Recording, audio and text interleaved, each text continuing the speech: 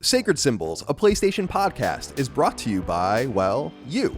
If you want to learn how to support our show, go to patreon.com/laststandmedia.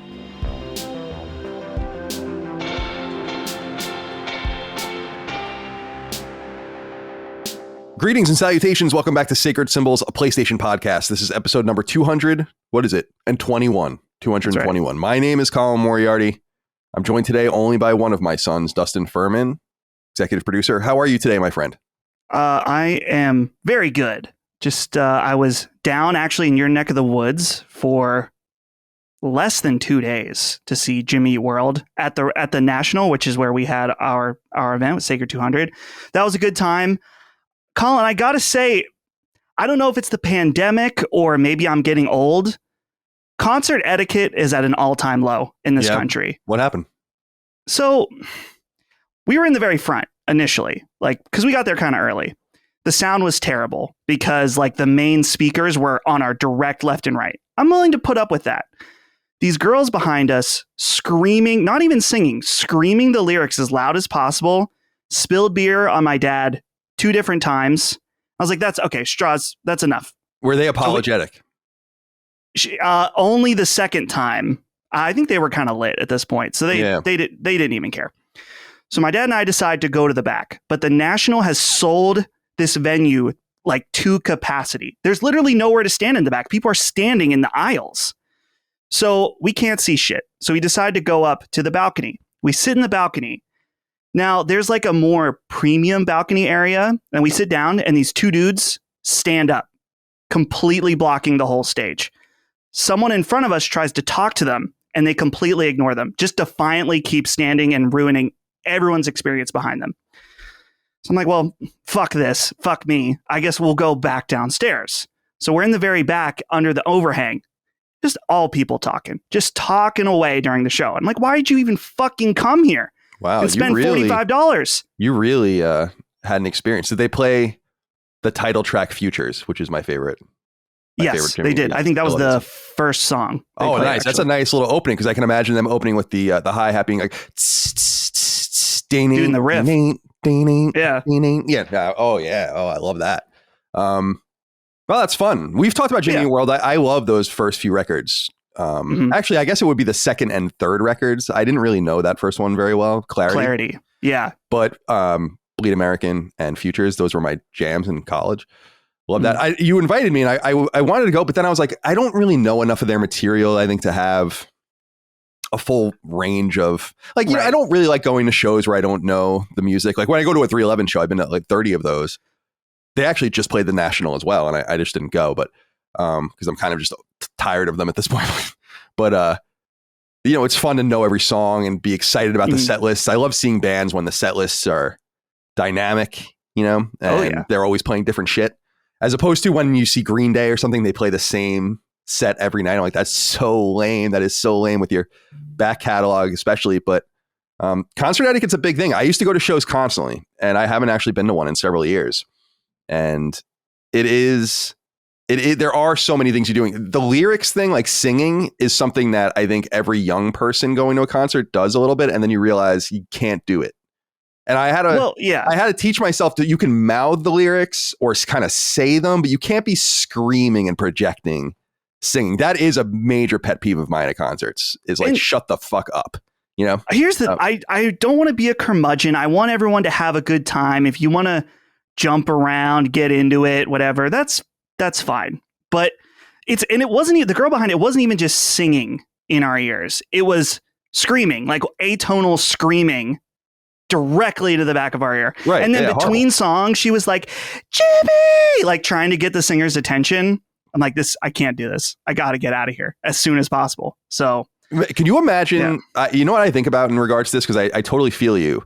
You know, when you look at old Sullivan clips or you see the Beatles playing or one of these bands, the Beach Boys, can you imagine how horrifying that was to see them in 1966? Imagine, Pet Sounds of 68, I think. Imagine that comes out and you go see the Beach Boys. You're not going to hear anything because there's going to be girls screaming. Yeah. Screaming at the top of their lungs. I just couldn't even imagine. It's seeing rock concerts and I feel like it's just changed. a lot. The funny thing about that Beatles, there's the famous Shea Stadium concert in New York City. They weren't even equipped. They didn't have sophisticated PA systems like we have now. They literally just rigged it up to the announcement system.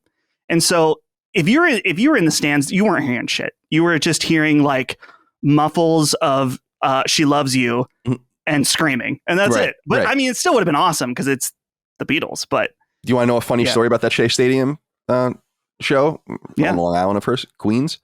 My mom has tickets still to this day to that show and was supposed to go to that show, and she got grounded.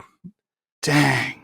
She like snuck out or something and did something, and my grandma, her mom, R.I.P. of course, shut it down. And so that was a missed opportunity for my mom. That's like her. That was like her. You know, I feel like a lot of people have this like one or two things where they're like, I could have done this or I would have been there, and that's my mom's, and that is like maybe top 3 most iconic rock shows ever. I would say. Okay, well that's fun. I always love talking about music. Now we haven't even acknowledged where Chris is. It's 5 minutes into the show, 6 minutes into the show. Chris is having internet problems. So for people that are on Patreons, you know that we did the Sacred Symbols Plus episode already about Grand Theft Auto 6. We're going to talk more about Grand Theft Auto 6 on this episode of Sacred Symbols, a PlayStation podcast. But Chris moved to LA against all odds. I thought we had him. You know, I thought we had him in the Dragnet, the East Coast Dragnet. And he went back. So he's living in an apartment, I think, in LA again. But he's having massive internet problems. And actually, if you go to his Twitter account, you can see he put up several videos chronicling the problems he has. Now, I can relate. I had Spectrum too. So that is an LA tradition. I lived in LA for 3 years, as everyone knows, and it is a tradition to have Spectrum, for better or for worse, in Los Angeles. And, well, we're all on the Spectrum as well, so it all makes a lot of sense for our show. So, Colin, I think this might be Chris's Joker moment based on those videos, or like the movie Falling Down, like he's just like one more bad thing away, and it's who knows what's going to happen. I have a lot of questions for him about that, the second video specifically, because it did seem a little bit like a Joker moment, because I was wondering, I'm like, who were you talking about when you said, because I was thinking, I'm like, is he talking about me? Because he's like, I've never asked something like, I've never asked for favors from people close to me for moments like this. And I'm like, I'm pretty sure he's going to come to me as amongst other people and be like, I need you to do this. I need you to do that. So I'm kind of ready to go. I mean, I'll kill someone for Chris. Oh, yeah, straight up. So I'm only kidding. I wouldn't kill anyone. Could you imagine me trying to kill someone? Wouldn't. I don't think it would go very well. You hold up the gun and they're like, nah, like, and then you walk away. I'm not a violent person. I just don't have it in me. You know, I cringe at that. It's, I live vicariously through fight porn, the subreddit. And, yeah, you're familiar? I was going to say, I introduced some friends to Cartnarks the other day. Cartnarks They were immediately into it. My friend Jason, he absolutely loved it. We watched the one where the guy's like, I'm a fat asshole. Yes, that's the classic video. That's the classic one. Oh, I'm just a fat asshole. I think that's the, I think that's like the, oh my God, that's like the most famous one probably. Cartnarks is. Here's the thing about him though, Colin. Yeah. I watched some of his other videos. He probably pushes it further than I was kind of finding him annoying in some of these videos. Like, so for people who don't know, Cartnarks, he finds people that leave their carts out in the parking lot, and he goes up and tries to help them with the error of their ways. But he goes and he tries to put this magnet on their car that has like a helpline. I think he says it's like the helpline for lazy bones or whatever.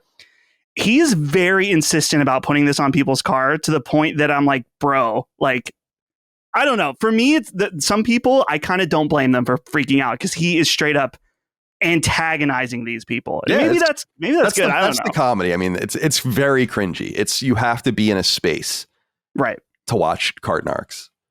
But man, we're way off the fucking deep end right now. I don't even know what we're talking about. This is Sacred Symbols, a PlayStation podcast. We typically do talk about PlayStation, although we often don't as well. You can find us each and every week, 3 days early, ad-free, patreon.com/laststandmedia. We could not do without you. Thank you so much for supporting us over there on Patreon.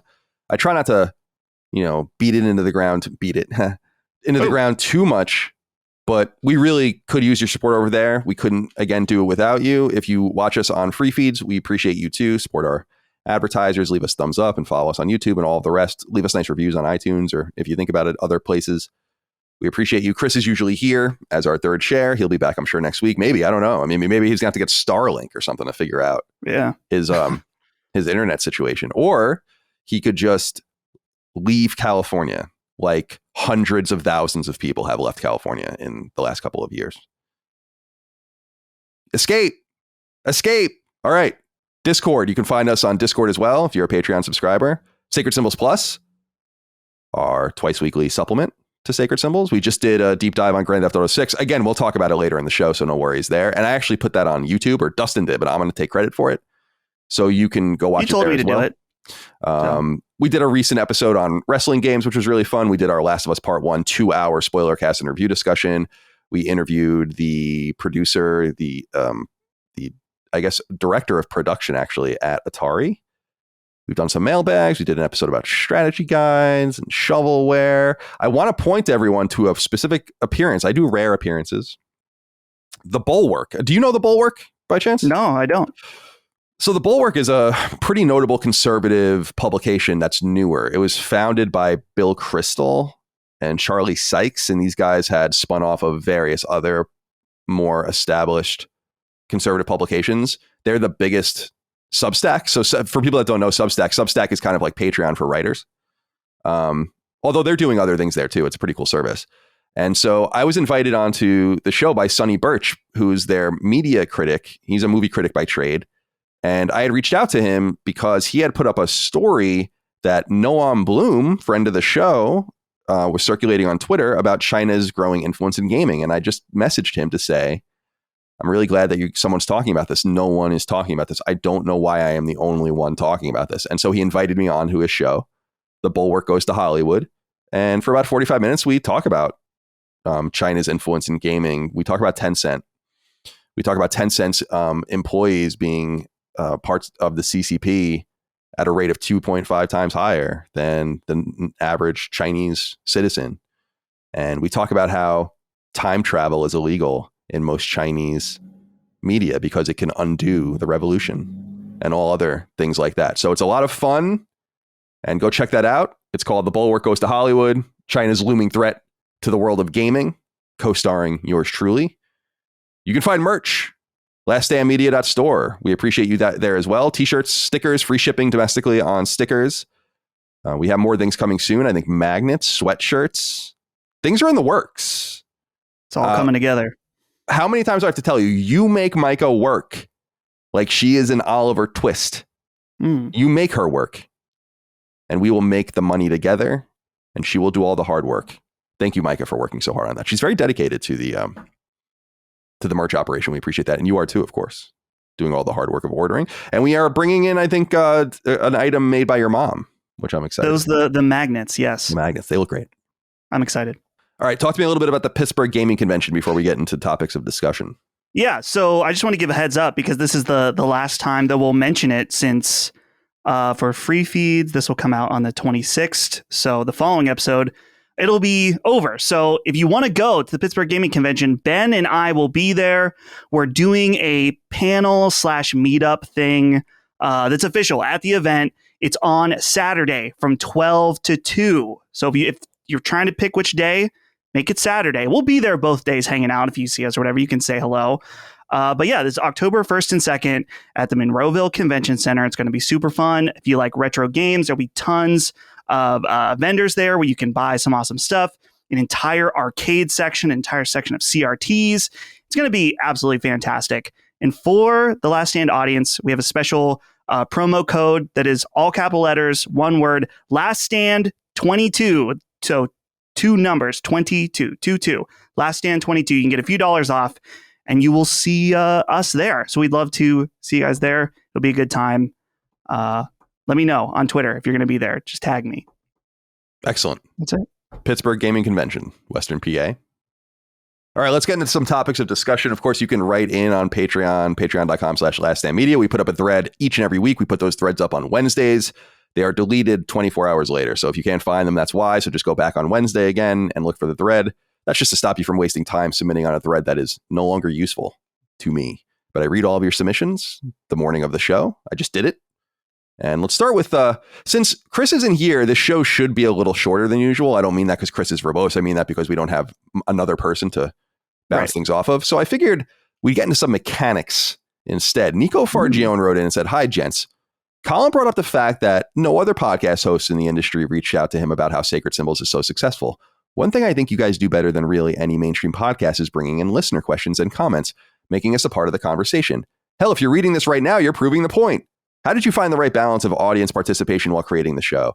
And Chris and Dustin, what have you learned from your time working alongside Colin that you bring back to your own personal channels?" Thank you for writing in. You know who was a great influence over the inclusion of audience questions is Greg Miller.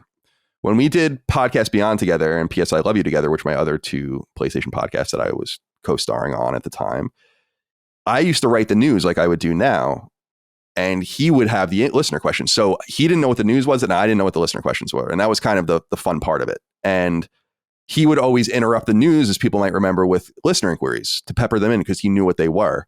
And I really took that on board because I'm like, it is important to be inclusive of the audience as much as possible in the show. I really don't understand shows that don't operate like that because it comes off as a little bit soapbox-ish or ivory tower-ish.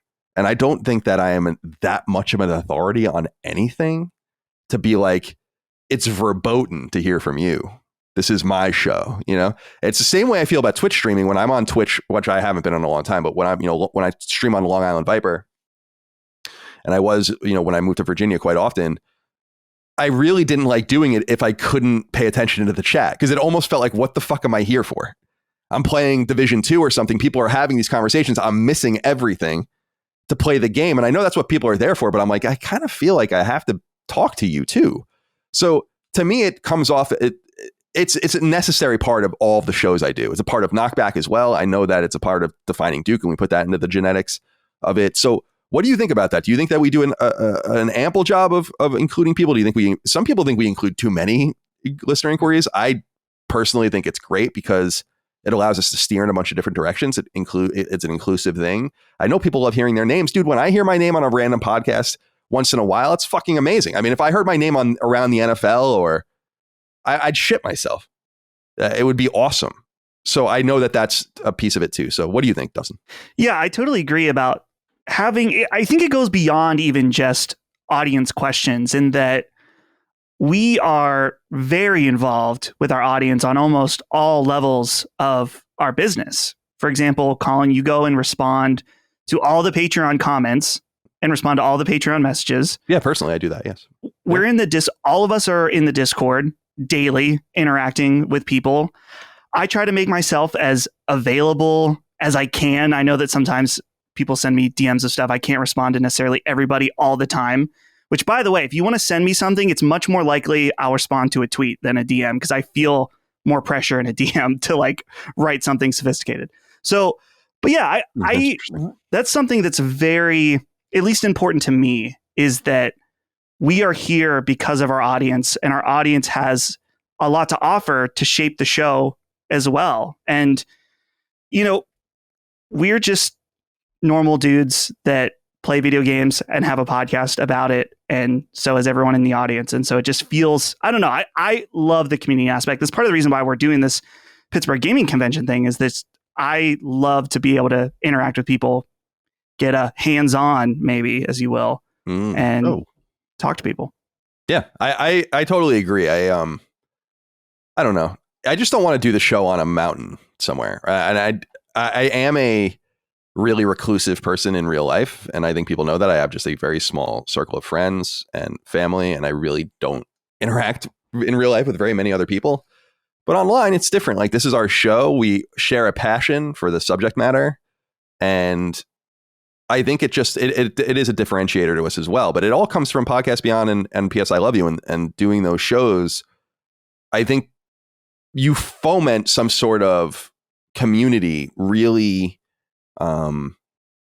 organically, let's say, when you include the audience from the very beginning and you start recognizing names. I start recognizing names. Then we do these live shows. You start meeting these people. It's not that you're friends with them or anything like that, because that takes many steps to get to a friendship with a person. But it is to say that you're familiar with some of them, and it's good. These are the people that allow us to do this. I mean, the very least is including them. Wow. Right. What an amazing, it's almost like why it's very strange that others don't run their shows like that, but hey, I guess that's an advantage for us. So thank you, Nico, for writing in. Tom Frieden wrote in and said, yo, hitter sleds. Maybe I'm missing something obvious that you can clear up for me.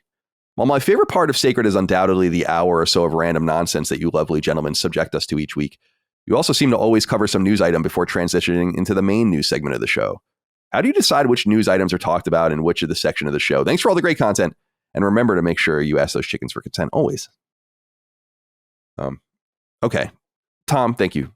Appreciate you for writing it. So I basically here's what I do. I put the show together. I just go to all the different video game websites and I just start grabbing links and I put them into this document. And then I start ordering them based on importance and also based on what there is to say about something. So if I feel like there's a lot of background or a lot of information that must be known as a predicate to a story, I usually put it in the main news section or a big news item, like a really big news item. However, if something just happens where it's just something to talk about and something that I think will spin off just a conversation, we don't need to get too deep into everything, then I put that into the so-called topics of discussion. And that's basically just the two strata. But I write the stuff in the proper news section that I feel like just needs background. I feel like that's part of what we do. But it's hard. Like, we're going to talk about the PSVR 2 trailer in a little while that they released. It's like, I'm not going to write that up. What's there to write up? Or that I think a game looks really good, or that a random game's coming to PC or something. We don't necessarily need to write that up. But when it's a large news item, then we make that known. So I hope that makes sense. Sacred Symbols, a PlayStation podcast, is proud to be sponsored by Feels, the premium CBD tincture that can help you feel better, and which you can learn more about right now at feels.com/symbols. Call me Cheech or Chong, or perhaps both, but I'm a fan of the many uses of marijuana. And there's a specific compound derived from this very special plant that's been all the rage over the last few years, and that I want to highly recommend to you. It's called CBD, or cannabidiol, and Feels CBD is the highest quality CBD I've ever used in a world, well, lived consuming a great deal of marijuana. What is CBD exactly? Well, it's a beneficial substance that, when taken, can alleviate bodily aches and pains, help reduce stress and anxiety, and even help you sleep more soundly at night. In short, CBD is all about relaxation and rest, two important components of life that we can all use as much of as possible. You know, a little of that old-fashioned self-care. So here's how it all works. Feels sends you some tincture, you take a few drops of it and place them under your tongue, and then you settle in, as we say in my house. And since you can become a Feels member, that means you can get CBD sent discreetly to your door on a regular basis, so you're never without. But if you're not sure what to do, or if you're feeling intimidated or overwhelmed by the CBD process, fear not. Feels has real live people standing by right now to help you find the products and dosages that make the most sense for you as an individual, both in terms of your body and what kind of relief you're seeking. Heck, they even may point you towards their CBD mints for on-the-go use, but for me, I'm all about that tincture. And I highly recommend it for those of you out there suffering from bodily aches and pains, can't get a good night's sleep, or like me, feel anxious and stressed. Feels CBD really does work, so give it a try. Start feeling better with Feels. Become a member today by going to feels.com/symbols. That's feals.com/SYMBOLS. And you'll get 40% off your first 3 months with free shipping. That's feels.com/symbols to become a member and get 40% automatically taken off your first 3 months with free shipping. That's feels.com/symbols. Sacred Symbols is brought to you by Factor. Fall is finally here, and that means things are about to get busy. Luckily, Factor's ready-to-eat meal delivery keeps me well fed and feeling good, even if things do get a little bit crazy and busy. If you need a quick lunch and a nutritious meal that's ready in minutes, Factor makes it easy, and it's cheaper than takeout. I love Factor because it's the perfect meal solution for someone like me whose day can change very quickly without little notice. Their fresh, never frozen meals are delivered ready to heat and eat in 2 minutes, so I can grab a quick bite and get on with my day. I get made fun of here and there for being a bit of a picky eater, but that's part of what makes Factor perfect for me. They offer more than 30 meals a week and over 36 add-on options like smoothies, juices, snacks, and more. Also, I tend to jump around a bit, whether I'm going down to Virginia to see my parents or headed somewhere to go to a gaming convention. Factor is super flexible. You can change your order up every week with plans from 4 to 18 meals per week, or you can pause and reschedule your deliveries anytime. Head to go.factor75.com/sacred130 and use code SACRED130 to get $130 off across 6 boxes. That's code SACRED130 at go.factor75.com/SACRED130 for $130 off. All right. And on that note, let's get into the smaller news items here. This is a bigger news item, really, but don't want to put it in the news because I feel like it's more of a, I don't know. I'll let you guys decide what it is. Shawn Layden, the old PlayStation CEO, he wrote on LinkedIn, "I am delighted to share that I have recently joined Tencent Games as a strategic advisor. In this new role, I hope to advise, assist, and support the team at Tencent as they deepen their activities and commitments within the industry to which I have devoted the majority of my career. We are at an epoch-defining moment in gaming and interactive entertainment. There are many possible roads ahead, but only a few are profound, broadening, inclusive, edifying, inspiring, and are sustainable. I am thrilled to continue this journey of discovery and thank Tencent for the opportunity." So this is a big piece of news here. And David Wilson II wrote in, although many of you wrote in about this, I went with David. He said, "Hello there, men at work." Love that band. "Shawn Layden is now with Tencent. I've always thought of him as having a firm grasp of the industry. I don't usually blame people for selling out and taking the cash when it's offered. I believe people need to take their payday when they can. However, with a company like Tencent, I would have a hard time knowing what to do if I found myself in his position. Their ties to the CCP make them egregious, complicit human rights abusers in my mind, but I still don't necessarily blame him if they're throwing him buckets of cash. While it's impossible to live a completely moral life in every aspect, how do you see Shawn rationalizing this new position with his new employer? Thank you all and be well." Dustin, let's go to you. Since you're the only option today, we'll go to you first. Yeah. What do you think about Shawn Layden joining Tencent? I'm quite distressed about it, but I'll reserve my comments until you're done. Yeah. I mean, it's extremely disappointing just because we know he's such a great talent in this industry, a great mind who's done a lot of awesome work, particularly for the platform that we cover. And obviously listeners of this show know we have quite a large bone to pick with Tencent and their relationship, or is it even a relationship if you are the Chinese Communist Party? It's just kind of what you are, what most of Tencent represents. And so, yeah, it's a huge disappointment. And the write-in here from David mentions about this idea of, can you blame him if you're throwing him buckets of cash? And I thought about this for a while. Like, if Tencent came to us, and what if we could each walk out of here with $10 million each or something like that? Do we do it?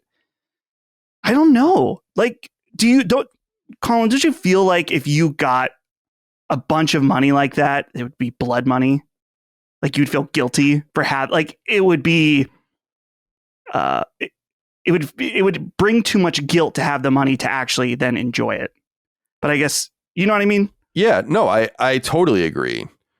I should note, my notes were wrong. I mean, Shawn Layden was the head of Sony's studio, so it's important to differentiate that role as opposed to the head of PlayStation itself. But in the capacity of being, well, let me back up.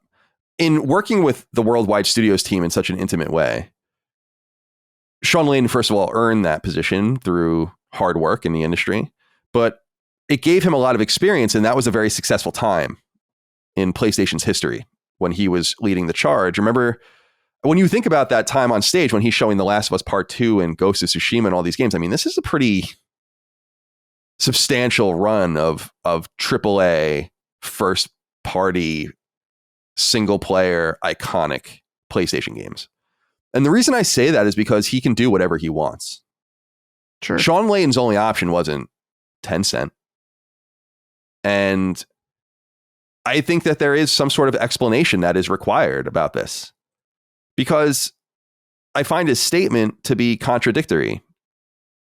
He says, "I hope to advise, assist, and support the team at Tencent as they deepen their activities and commitments within the industry to which I've devoted my majority of my career. There are many roads ahead, but only a few are profound, broadening, inclusive, edifying, inspiring, and or sustainable." I mean, how do those words match up with a Chinese megacorporation? You are helping them erase their origins and their history And I do blame people for taking the money, because this is what's happening. And this is what I brought up with Live Golf, a month or so ago. Live Golf is this Saudi attempt at kind of sports washing in quotes their egregious history of political violence, social violence, oppression, and just heinousness, foreign conflict, and all of the rest that they do. Just killing American journalists. I mean, and people are like, well, how are these golfers going to walk away from $10 million, $20 million, $50 million? And it's like, well, I don't know, but it's not their only option, because they fucking play in the PGA right now. So while they're not making that kind of money there, they are professional golfers on a circuit. And all they have to do is to say, like, I will stay the course and live my very wealthy life and not take even more. And that's kind of how I feel about Shawn Layden, because not to reduce him to a man who has money, but Shawn Layden is a multi-millionaire. I mean, you have to understand that. So it's not like he is hard up. An executive in charge of that kind of stuff makes millions of dollars over the course of their career, and they should. It's a very big position to be in charge and pulling the strings and all of that. And I've always said that. I think CEO pay and executive pay is out of control, sure, but I don't think that it means it shouldn't be in the millions. I just think it shouldn't be maybe 50 million or something like that. It's like, okay, like, let's calm down. But it's a tough job. It's a lifestyle. That's what bothers me, Dustin. It's just that he's not just some dude being like, all right, well, I'm going to go work at Tencent and make a career out of it and just kind of hope for the best and maybe segue into something else. He comes from the very top. He helped define quality at the biggest first party. And he's going to use those tools to normalize Tencent and help them. That's the only place for him. He couldn't go to EA. He couldn't go to Ubisoft. He couldn't go to Embracer Group. Even Focus or anything like that. He had to go to Tencent. Couldn't even go to Xbox. Nintendo. I'm sorry, I interrupted you.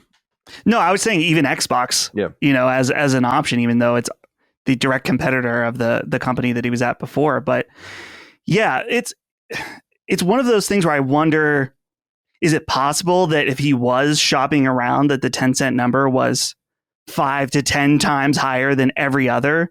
And I guess, I don't know. Do you think when we see people like this either take jobs or companies get sold, is there even a consideration of what we're talking about right now, is what I wonder. Did Shawn Layden, when he was thinking about this job, say, Tencent directly involved with the Chinese Communist Party, obviously long list of human rights violations and a million other things that are not good. And of course, we're talking about the government, not the Chinese people. I wonder if he even considered that at all. I would hope so. That would be a pretty ignorant and detached thing to say. This company that employs more than 100,000 people, so a Google-sized workforce that, along with Alibaba in China, are amongst the biggest companies in the entire nation, with deep ties to a totalitarian dictatorship. You cannot do business there without those tethers being established. It's a joke. I always say you can't live moral economic lives. We can't, because they don't make a PlayStation 5 in the United States. They make them in China. So if you want to participate, that's where you buy them. And I also don't think that you should just say no to everything. I'll play some Level Infinite game that comes out, I'm sure, in the future, whenever those games start coming out. But when you have to make the big decisions and small decisions alike, I think it's up to the people in positions of power to weigh those things. And what's sad is that I think he did weigh it and he said, fuck it. I'm taking the money. Look around. It's what I was saying earlier. Look around. Who's talking about any of this? No one gives a shit. And it's really a shame. It's fucked. I don't know how people in the PGA are making the decision to go to the Live Tour, even though there's a lot of money when you're already in you're in the fucking PGA, dude. I know the money is different. But the PGA is never going to tie in with the communists, for instance, or be responsible for concentration camps. And just the degradation of people. And these are decisions that people make and have to own. And you either own them or you don't. And if you want to pretend that it doesn't matter, that's fine. But it does matter. And when someone in a position of power like this enters into a company like that and normalizes them, he's going to be a direct connection for Tencent into places at E3 when all these different trade shows. And it's Shawn Layden. Oh, it's just Shawn Layden. Good old Shawn Layden. And I actually DM'd him. Yeah, I haven't heard back and I don't think I will. I was just like, I have questions for you, dude. And that's what I said. And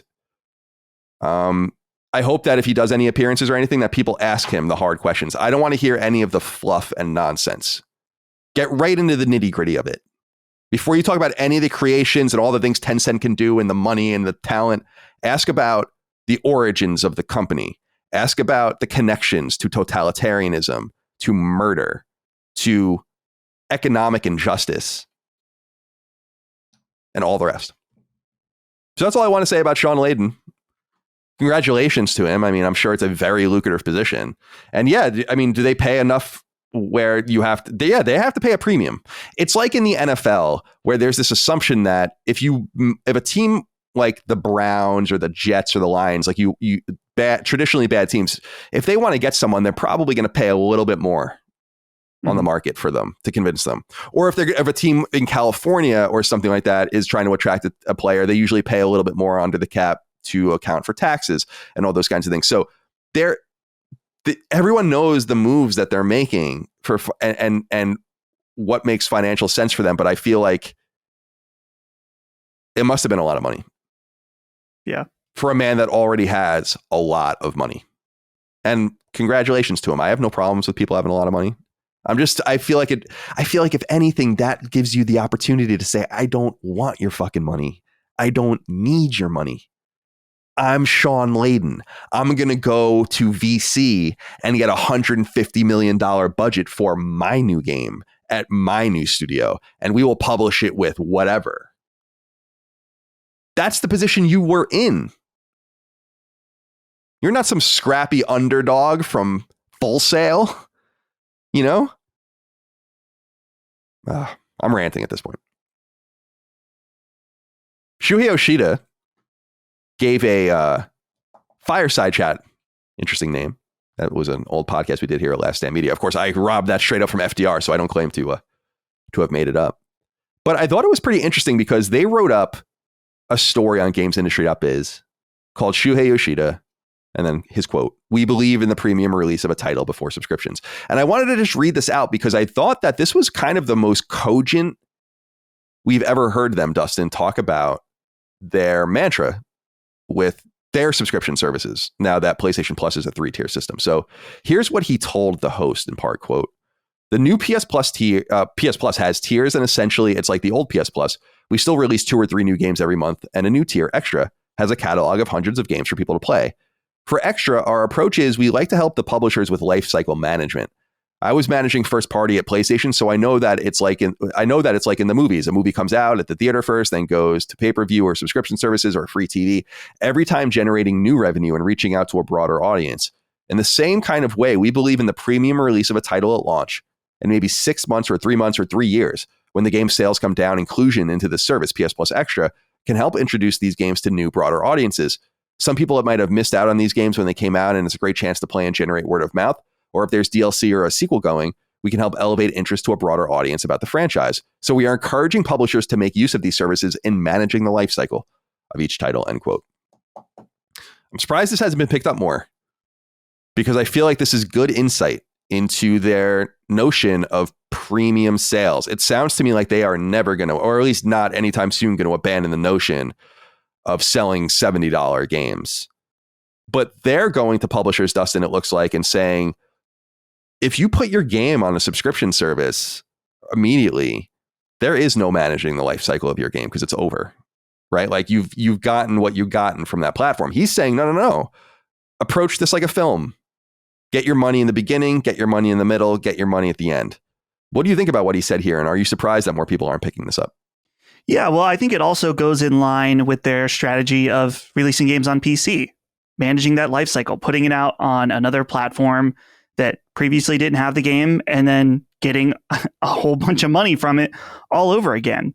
And I think that an important point too, Colin, is right after you stopped reading, he mentions about how it's the whole subscription thing for Sony is still experimental, because he mentions like Stray was released day and date.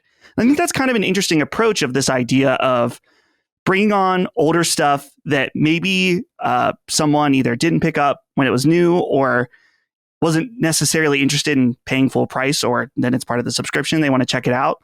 But also having some of those like nice pop games, something a little extra like Stray in there to get people to check out the service. And then maybe once they're there, they stay. You know, I've done that before, where a subscription service, maybe it's $15 a month or something, and a game is $60. And I say, well, I don't think I'll play the game longer than a month, so I will check it out at the $15 price point and then cancel it. And I'm sure that there's other people that either think that way or maybe just want that one game. But once you get them in the ecosystem, they find they really like the service. That's kind of what our approach with Patreon is as well, is that we want to get people in at the lowest tier or whatever, and then find out they really like it. So I think it's interesting. And it's really interesting too, just to compare it to Xbox, as you were saying, this idea that you have no management of what the life cycle and the sales of your game is at all. And I wonder, and this has been our question for months now, is that Xbox is the sleeping giant right now, where sure, they are releasing their most premium first party titles directly onto Game Pass. And they've had games that had huge potential to be that pop, but none of them have really, especially this year with the absolute wasteland of no first party games that they've really put out. Once they start getting these games and lining them up where they do have these marquee, what would be $70 titles on other platforms releasing all the time, that's when things get really interesting, because then it just completely takes the business model upside down. I've already done it, but we just haven't seen it really fully laid out now with all of their studio might behind them. Yeah, it's a choice, right? Like we were saying earlier, this is a different kind of choice. And I'm interested to see who's right, because I just don't think both sides can be right in totality. Like there is a movable object and an unstoppable force coming together right now. And it's just, it'll be fascinating to see how this plays out. But I think Sony is really trying to hold on to the idea of selling games. Like Xbox has let go of that idea. I mean, I think people really need to, it's understated, I think, in many ways. Like they have let go of the idea of selling games. They sell third-party games, which is free, nice little rips for them, no doubt, 30% rips. But they're training their audience to not buy games. I have no doubt that they're buying fewer games. Like I just don't like, these like weird statistics they say where the Game Pass subscribers do 18% more of this. And it's like, all right, like, yeah, I mean, at the end of the day, I don't know why you would subscribe to Game Pass and then buy anything else, or at least be compelled to, when you would just wait for these other things. I must say on our side, on PlayStation, I am perfectly happy not being a subscriber to these PlayStation Plus tiers. I was wondering if I made the wrong choice in not upgrading when it was kind of easier and free and cheaper, I should say, to do. But no regrets, no ragrets for me. Okay. What do you think about this new PSVR trailer that was released? It has almost 1 million views, so reaching 750,000 here on PlayStation's YouTube channel after just a couple of days. Actually, it's only 1 day. And they released people can go look it up. It's called Feel a New Real PSVR 2 over on PlayStation's YouTube channel. They show renders of the unit, but then the games being played and kind of how some things work. So they show a little bit of Horizon, and other games they show the foveated tracking, the field of view, and the haptics, and the touch detection, and the feedback. And I don't know, man. There's something more to get excited about here, I guess. I'm curious if anything struck you. I think one of the most interesting parts of this trailer is when it shows the eye tracking. Obviously, we've talked a lot about the foveated rendering and stuff like that. But the example they show in this trailer is for Firewall, that there's basically like a radial dial of different weapons and stuff. And it shows the player or whatever selecting a gun or whatever on the dial via their eyes and where they're looking at. That's really interesting. And it almost seems like it might not work well, but I'm never tried it. But this idea of holding a button to bring up a menu and then just glancing at the direction you want feels super sci-fi futuristic. And I'm very intrigued by that. But overall, here's my growing concern right now, Colin, with PlayStation VR is that the marketing is really starting to amp up for this, which is good, which I think tells us that this is coming sooner rather than later. Definitely. The thing that I'm kind of concerned about is that I'm getting the vibe that this is their lineup of marquee titles right now, is that Resident Evil, Firewall, Horizon, that Walking Dead game, the Star Wars game. I'm concerned that this might be the extent that they've kind of showed their best right off the bat. And everything they've shown looks really good, but I feel like we need one or two more things, like like Astrobot. I feel like at launch is absolutely essential. Maybe one other thing as well. I know it's hard because this is a somewhat of a hybrid peripheral platform for an established platform already. So you don't necessarily want to put an insane amount of resources, but launch is going to be so incredibly important. And it always is for a lot of these systems. I mean, obviously there's systems that don't launch well that then recover, but obviously you want to have your best foot forward. So I just wonder, and we'll talk about it in a minute, content may be a problem for this device. So I just hope that whenever they talk next about it, that we see at least one or two more really interesting things. Well, a couple new things or not new, but other things I should say to touch on with PSVR 2. Shane Todoronen said, hello, CDC. Care to opine on PSVR 2 updates for older PSVR titles? What older titles would you like to see available on the new platform from both first and second party? I've held off on PlayStation VR's offerings, hoping they'd have a nice back catalog to explore once the new model is released. So, of course, he's talking about the fact, as many people wrote in, that there is no backwards compatibility. What do you think of that? So I actually had a tweet that it wasn't like a viral tweet, but it had got way more attention about my thoughts about the backwards compatibility because I saw many hot takes that I just considered to be blatantly wrong about this.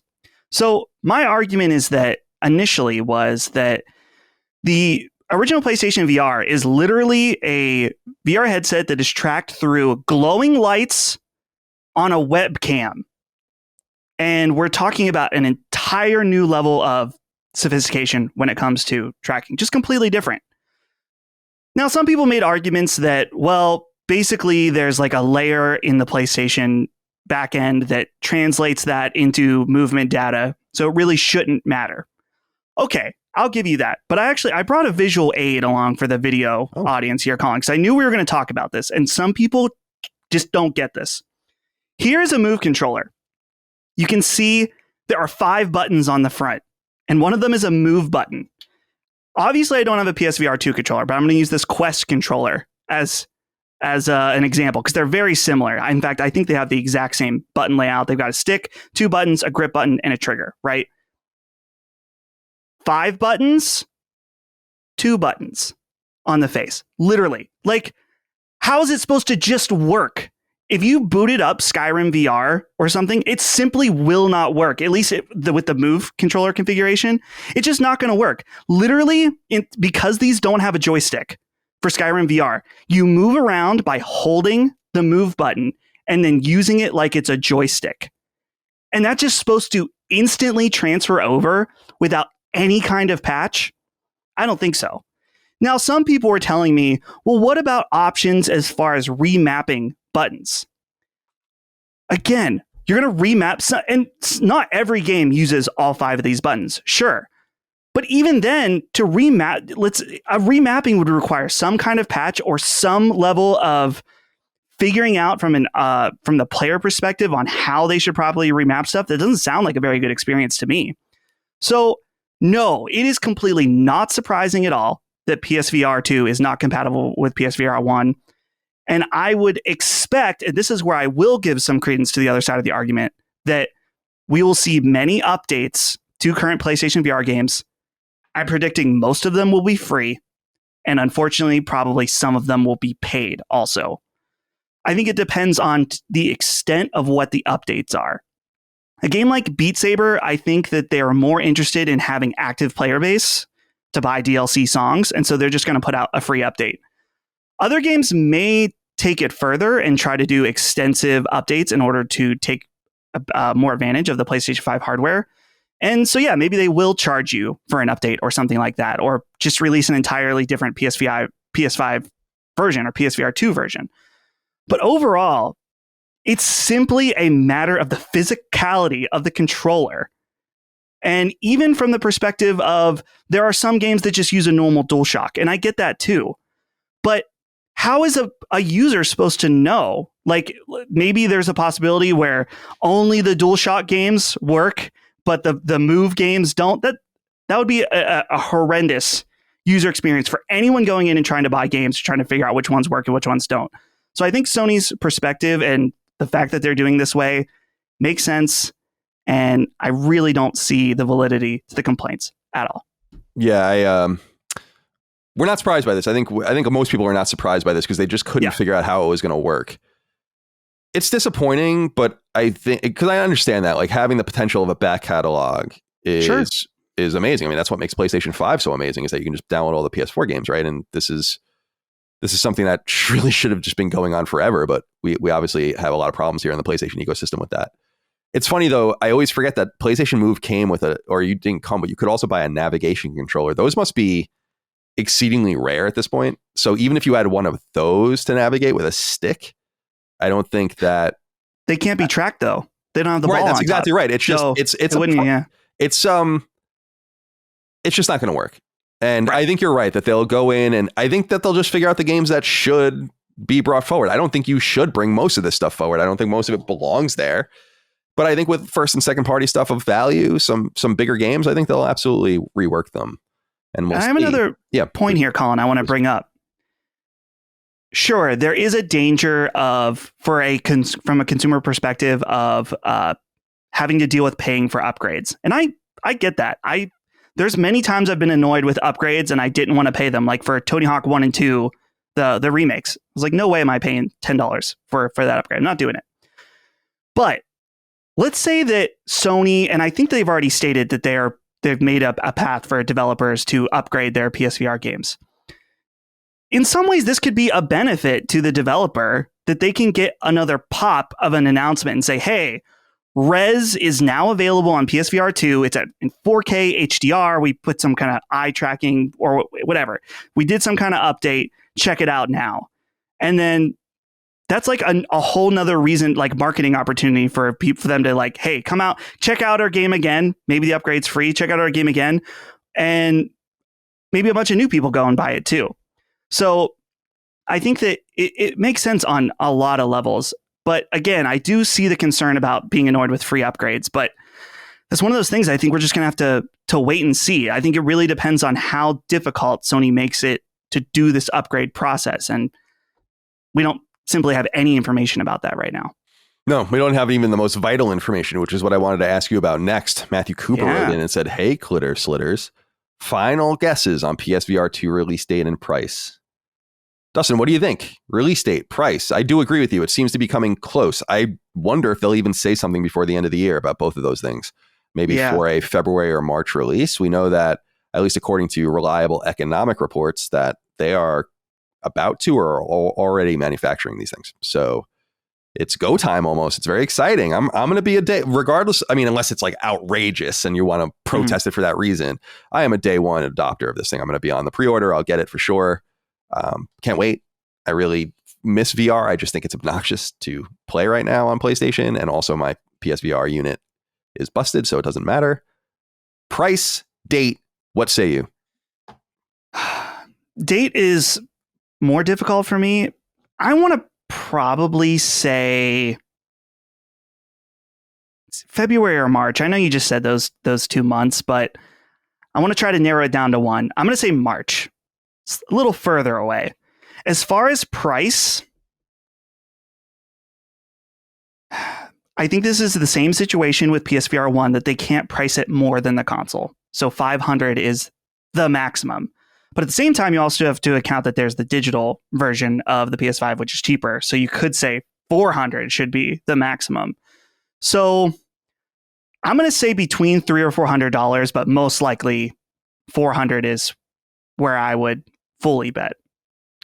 In normal economic circumstances, let's say 2019, before the pandemic, I would say $300. But with inflation and just outrageous government spending just driving interest rates up, and there's a problem here because I think it's going to be $400, but I also think we're about to enter, we already are in a recession, but I think we're going to enter into a more severe recession as unemployment rises and they try to tamp inflation down to a more normal level. And that requires economic pain. So the one problem for them is that they might be releasing this thing, which I think you're right, is going to be $400 into a complicated economy where people might not really be willing to spend that much money. I don't think it can go any higher than that. Like, I just think charging $500 for this thing with a wire sticking out of it and everything, I just think it's outrageous. So I think $400 is safe. And yeah, I think I was looking at a calendar here. I think I'm going to say March 13th for $400. Let's see. I'll say March 13th. No, sorry, March 14th. That's a Monday. Sorry, March 14th. I'll say Tuesday. 14th. I'm thinking we'll say the 24th, Friday release. Yeah, Friday. Yeah. Okay. The thing about that price, Colin, because I think that there's part of me that can see the arguments for a $500 price tag as well. It has very sophisticated tech inside with the 4K screens, the wide field of view with the lenses, the eye tracking, all of that certainly isn't cheap. But I think the most important thing that Sony is considering in the pricing and marketing of this device is the Quest. It's just simply a completely different landscape of VR when they first released PlayStation VR. PSVR 1 was the cheapest means to get into VR at the time.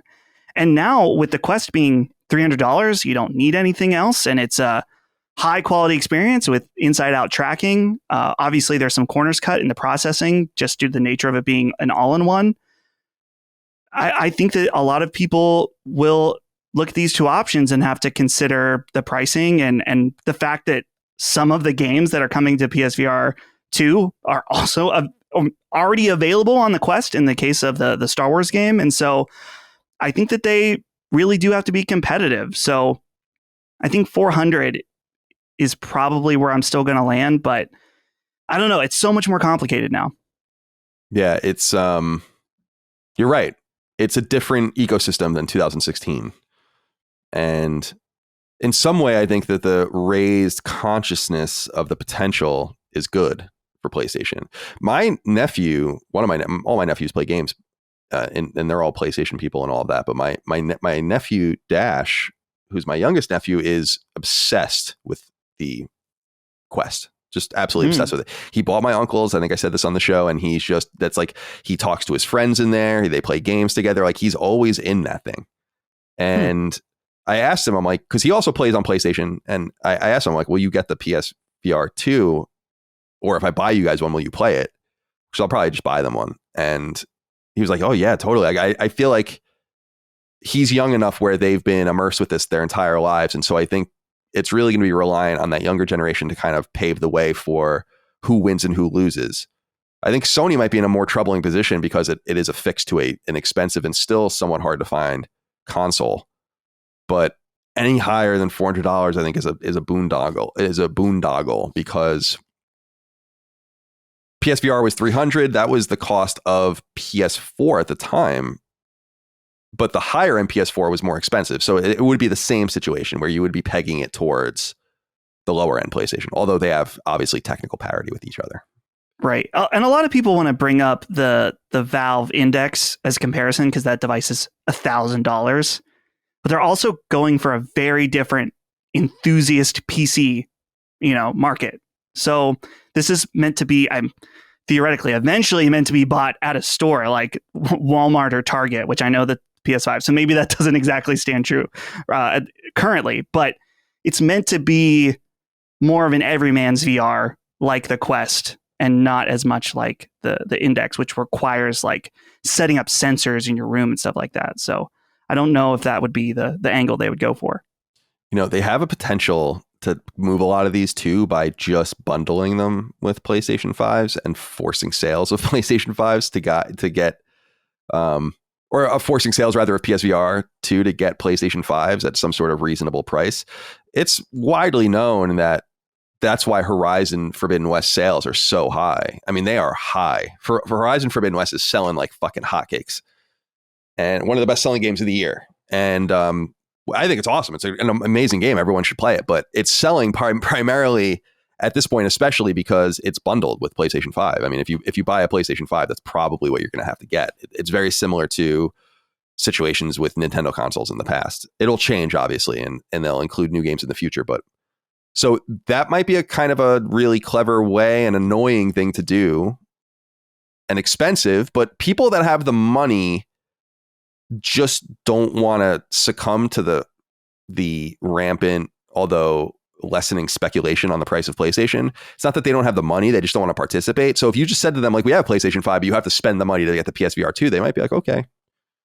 So there could be an angle there too, but I think that this is a perilous economic situation we're heading into. I just think it's obvious, and so they might have some problems there as well.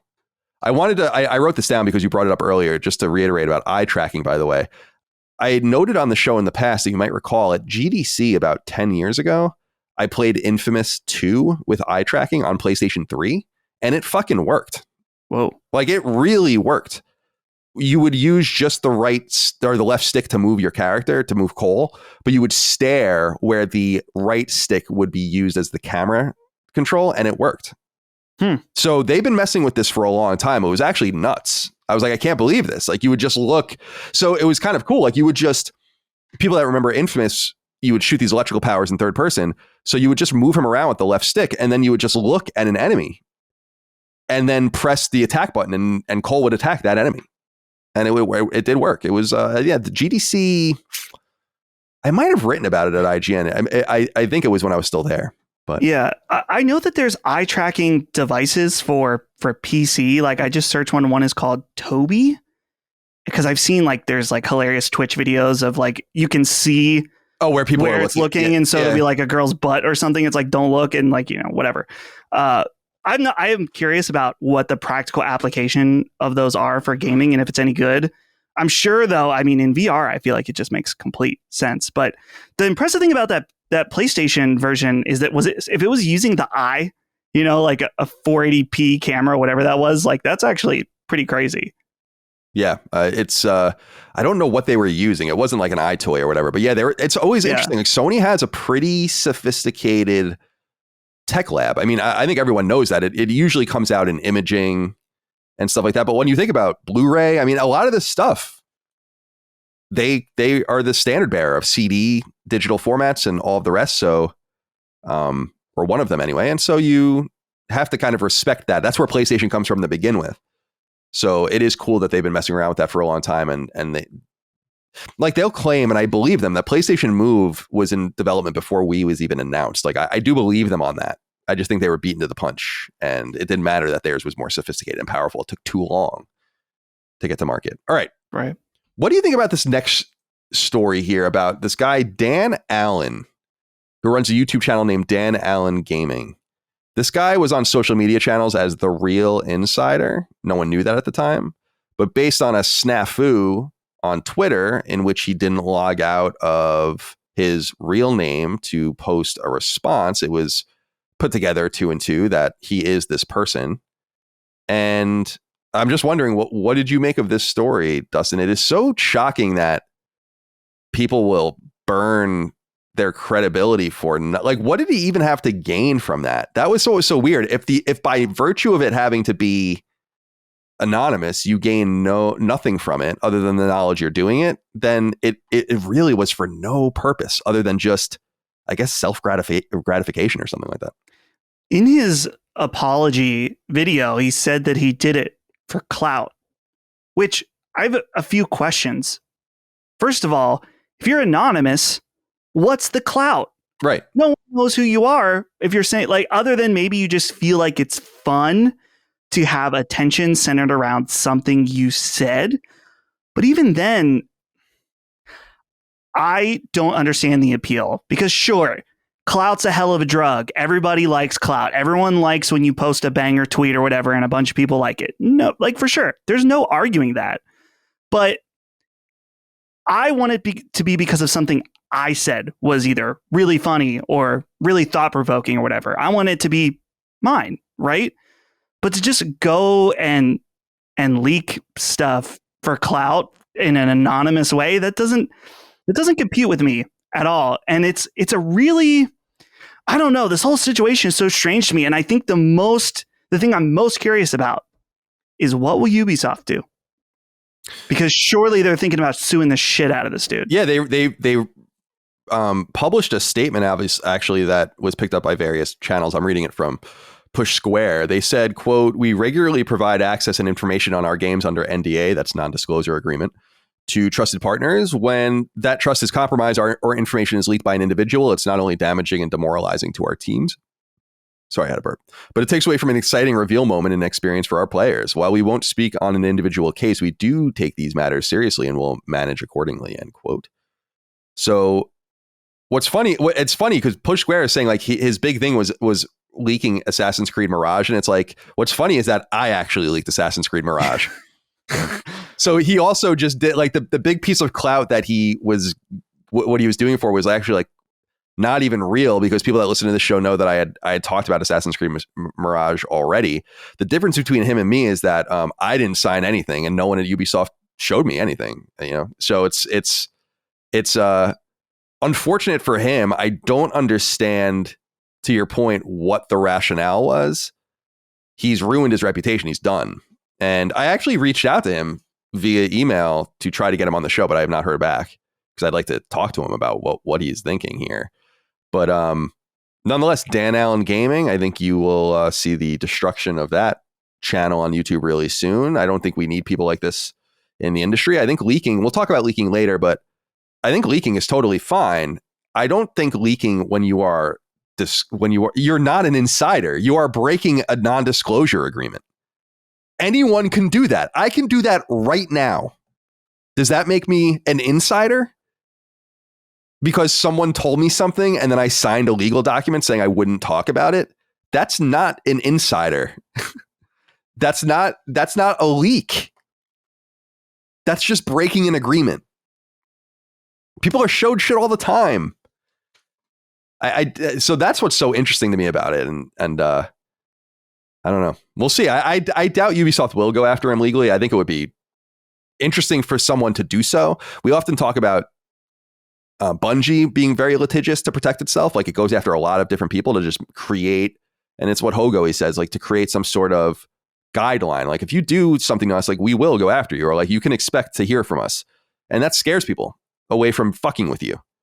And so does Ubisoft want to do that? Or one of these publishers want to try to go after this guy for that? Maybe. I don't know. What does he have? That's the big thing. It would be a civil suit. And it's like, what does he have to take? Probably not much. It seems like he has an Assassin's Creed Village poster and some toys. Or, Resident Evil Village. I'm sorry. What did I call it? You said Assassin's Creed Village. Assassin's Creed Village. That's the Doesn't which make any one? sense. That will probably be coming really, soon. That's one of the 17 games yeah, coming out of the Assassin's Creed franchise. So yeah, a weird situation with Dan Allen Gaming. Clout's a hell of a drug. It really is. It's not worth it. It's just not, it's not worth it. All right. So I wanted to just tell you, Dustin, I'm sure you already know, that Atlas has announced that the upcoming Persona anniversary celebration, the culmination of it, basically, will not, in fact, have a game announcement at it. This is the Persona Super Live Peace Sound Wish 2022 event in Tokyo. And this is October 8th and 9th. If you're over there, I doubt you are. But yeah, no game announcements there. So disappointing, but expected perhaps. What do you think? Are you getting impatient? I'm not getting impatient yet, just because I feel like part of their plans is that they're about to release Persona 5 on a new platform, actually 2 new platforms with Switch, 3 with PC. So they're already kind of promoting something Persona related at the time. Obviously, we want a new game, but I think making this kind of statement is is smart from the standpoint that when they do these awesome Persona concerts, they usually do have a game-related announcement. I want to say at least one of the Persona Q games on 3DS was announced there, and potentially the 3 and 5 dancing games were announced there as well. So it's kind of become a bit of a tradition. So for them to just get out of the way and say, hey, we're not showing anything quite ready. We're working hard, though. Persona 5 is in development, and it'll be here when it's here. 6. And I expect that... Oh, 6. Yeah, right. Persona 6 is in development. I'm sure that when it'll be announced, it'll be delayed for another 3 or 4 years after that. And so I'm just... this is just the cycle. I'm here for it. They should remake Persona 5, though. It is time. Yeah, it's time. All right. I thought you would like this. Push Square reports, as others have, that Syphon Filter 2 is the first PS Plus premium game with both 50 hertz and 60 hertz modes. So you can play Syphon Filter 2 right now if you're a PS Plus extra or premium subscriber. I don't know. Is that one available a la carte? I was just in the store a couple days ago and I didn't see it. So I don't think it is, but maybe it is. I have no idea. But it's out as of September 20th. So a couple of days ago from when we were recording. What do you think of this? We knew that they were going to fix this stuff, but it's being baked in now. I thought it was nice. So NTSC and PAL are both supported. Yeah, this is a particularly awesome news for our friends over in Europe, particularly who's been stuck with the PAL versions, which I know some of them prefer that because that's the way they played it growing up. But having the option is really all people wanted, was just having that ability to choose if you want to play at an inferior, much slower frame rate. You can still do that. You can choose inferiority if you like, but you can also play with the superior American NTSC version, as it is with most things American. Yeah, I was going to say, what a shocking turn of events that is. All right, Babylon's Fall. We talked about it last week. It's over. This is funny. So GameStop and I suppose other retailers are basically being ordered to just toss away Babylon's Fall. So we know that Platinum Games developed Babylon's Fall, which was published by Square Enix, a game as a service that you also went and bought, has utterly failed. The game is being shut down entirely next year, and you cannot even buy it digitally now. So obviously the publisher instructed the stores were in order to get rid of these games. You don't want to obviously have more people on the servers. What's funny though, Dustin, is that before people were even reporting this, someone did DM me asking me if we wanted any copies of Babylon's Fall because they worked at GameStop and they are destroying the games. I want one. Oh, well, I said no. I was like, I don't think we... Dang it. Sorry. DM me if you still got them. Yeah. Let me know. And so I was like, that's the last thing in the world I wanted. What's funny though is that part of me, there was this inkling, I get weird inklings, like where I do weird things once in a while. Last year, I played Wild Arms 3 and platinumed it, which was like 120 hours of my life. Sometimes I just get involved in these weird ordeals.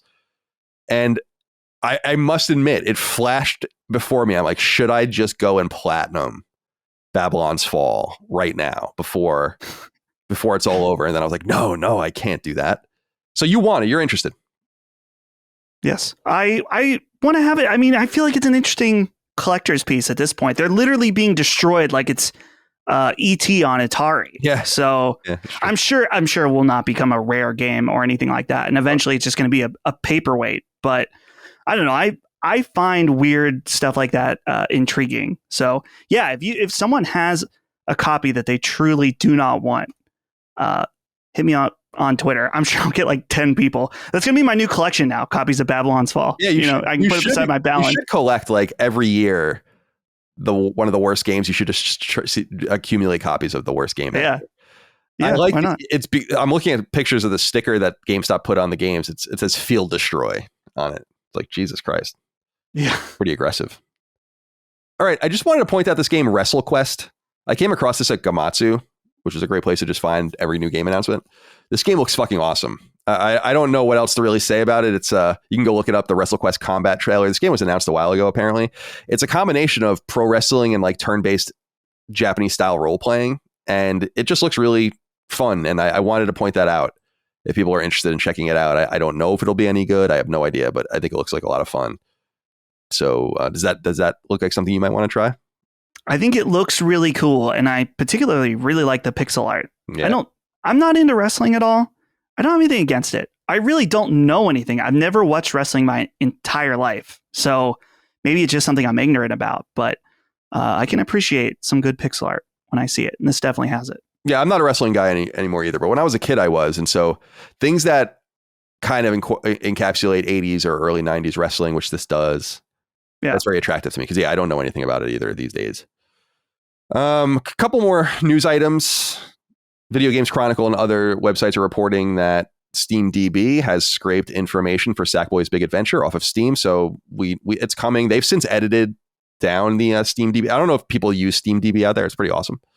But it's steamdb.info, and it just shows all the updates to different Steam objects, and you can kind of track those updates and see what's going on there. So if you know where you're looking, and I don't, but these things are often reported, then you can find new items. And so they found that this is up there being updated. Of course, this is a 2020 second party game from PlayStation, Sackboy's Big Adventure. No interest in that really.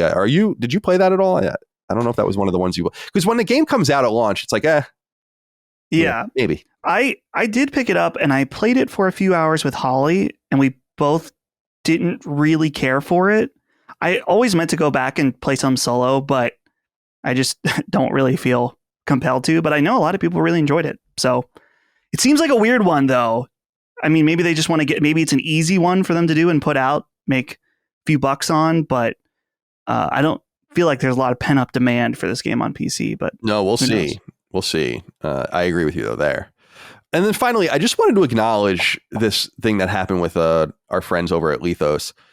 Niall G wrote in and said, "Greetings, CDC. What are your thoughts on the recent conversation about Legendary Star Studios' Ashfall announcement as recent comments by Lithos?" I think you mean and recent comments by Lithos. So is it Lethos or Lithos? I don't remember. I think it's Lethos. Yeah, we, because it's like we. So for people that don't know, we had Michael Mumbauer. Hold on, my mom's calling me. Hold on a second. Here we go. Hello? What's going on? I miss you too, Mom. I'm recording the show right now. It's okay. All right. All right. Love you, Mom. Bye. I actually thought of your mom the other day, not in a weird way, but I was driving what I think is where part of Virginia she lives in, which I won't say. But yeah. I think I was driving through there from the show. Henrico County. Yeah. Yeah. I don't know. My mom is. I record every Thursday afternoon. Like she knows. I just don't think she cares. You know. No, she's just fine. Like, I'm going to call and just do whatever I want. You know. Sure. I'm like, Mom, I love you. Thank you. She's probably listening. She listens sometimes. All right. So what I was saying before was about Ashfall. So we had Michael Mumbauer and John Garvin on the show a few months ago. They both come from PlayStation, obviously. And they had started a new studio together, and they are working on a game called Ashfall. And then out of nowhere, a Legendary Star, so like a Chinese game, I think Tencent is doing actually, or publishing, was announced called Ashfall. And what did I immediately do? I went to the trademark database in the United States and I looked it up, and lo and behold, they don't own the trademark. And I just couldn't believe it. I don't know what happened here. But you have to trademark your shit. It's important. And what do you think about this? I love those guys. They're friends of the show. They're very welcome here. It comes off, I'm going to shoot straight. It comes off as amateur. You announce your game and you didn't trademark the name. Like, we don't own the trademarks to Habroxia because we just don't feel like it's that notable or useful to own the trademark for. But I own the trademarks to Sacred Symbols. I own the trademark to Knockback. I own the trademark to Last Stand. It's just, and I'm just a podcast company. So I'm surprised that this happened. And as far as I understand, I guess I'd have to ask Hogue for specifics on this. But I think that if you use an item in commerce, so Ashfall, let's say, right? You announce Ashfall and with the intent of selling something using Ashfall, and then someone else, you don't own the trademark though, then someone else comes and trademarks it, they're allowed to do that and use it, but I think you are grandfathered into use.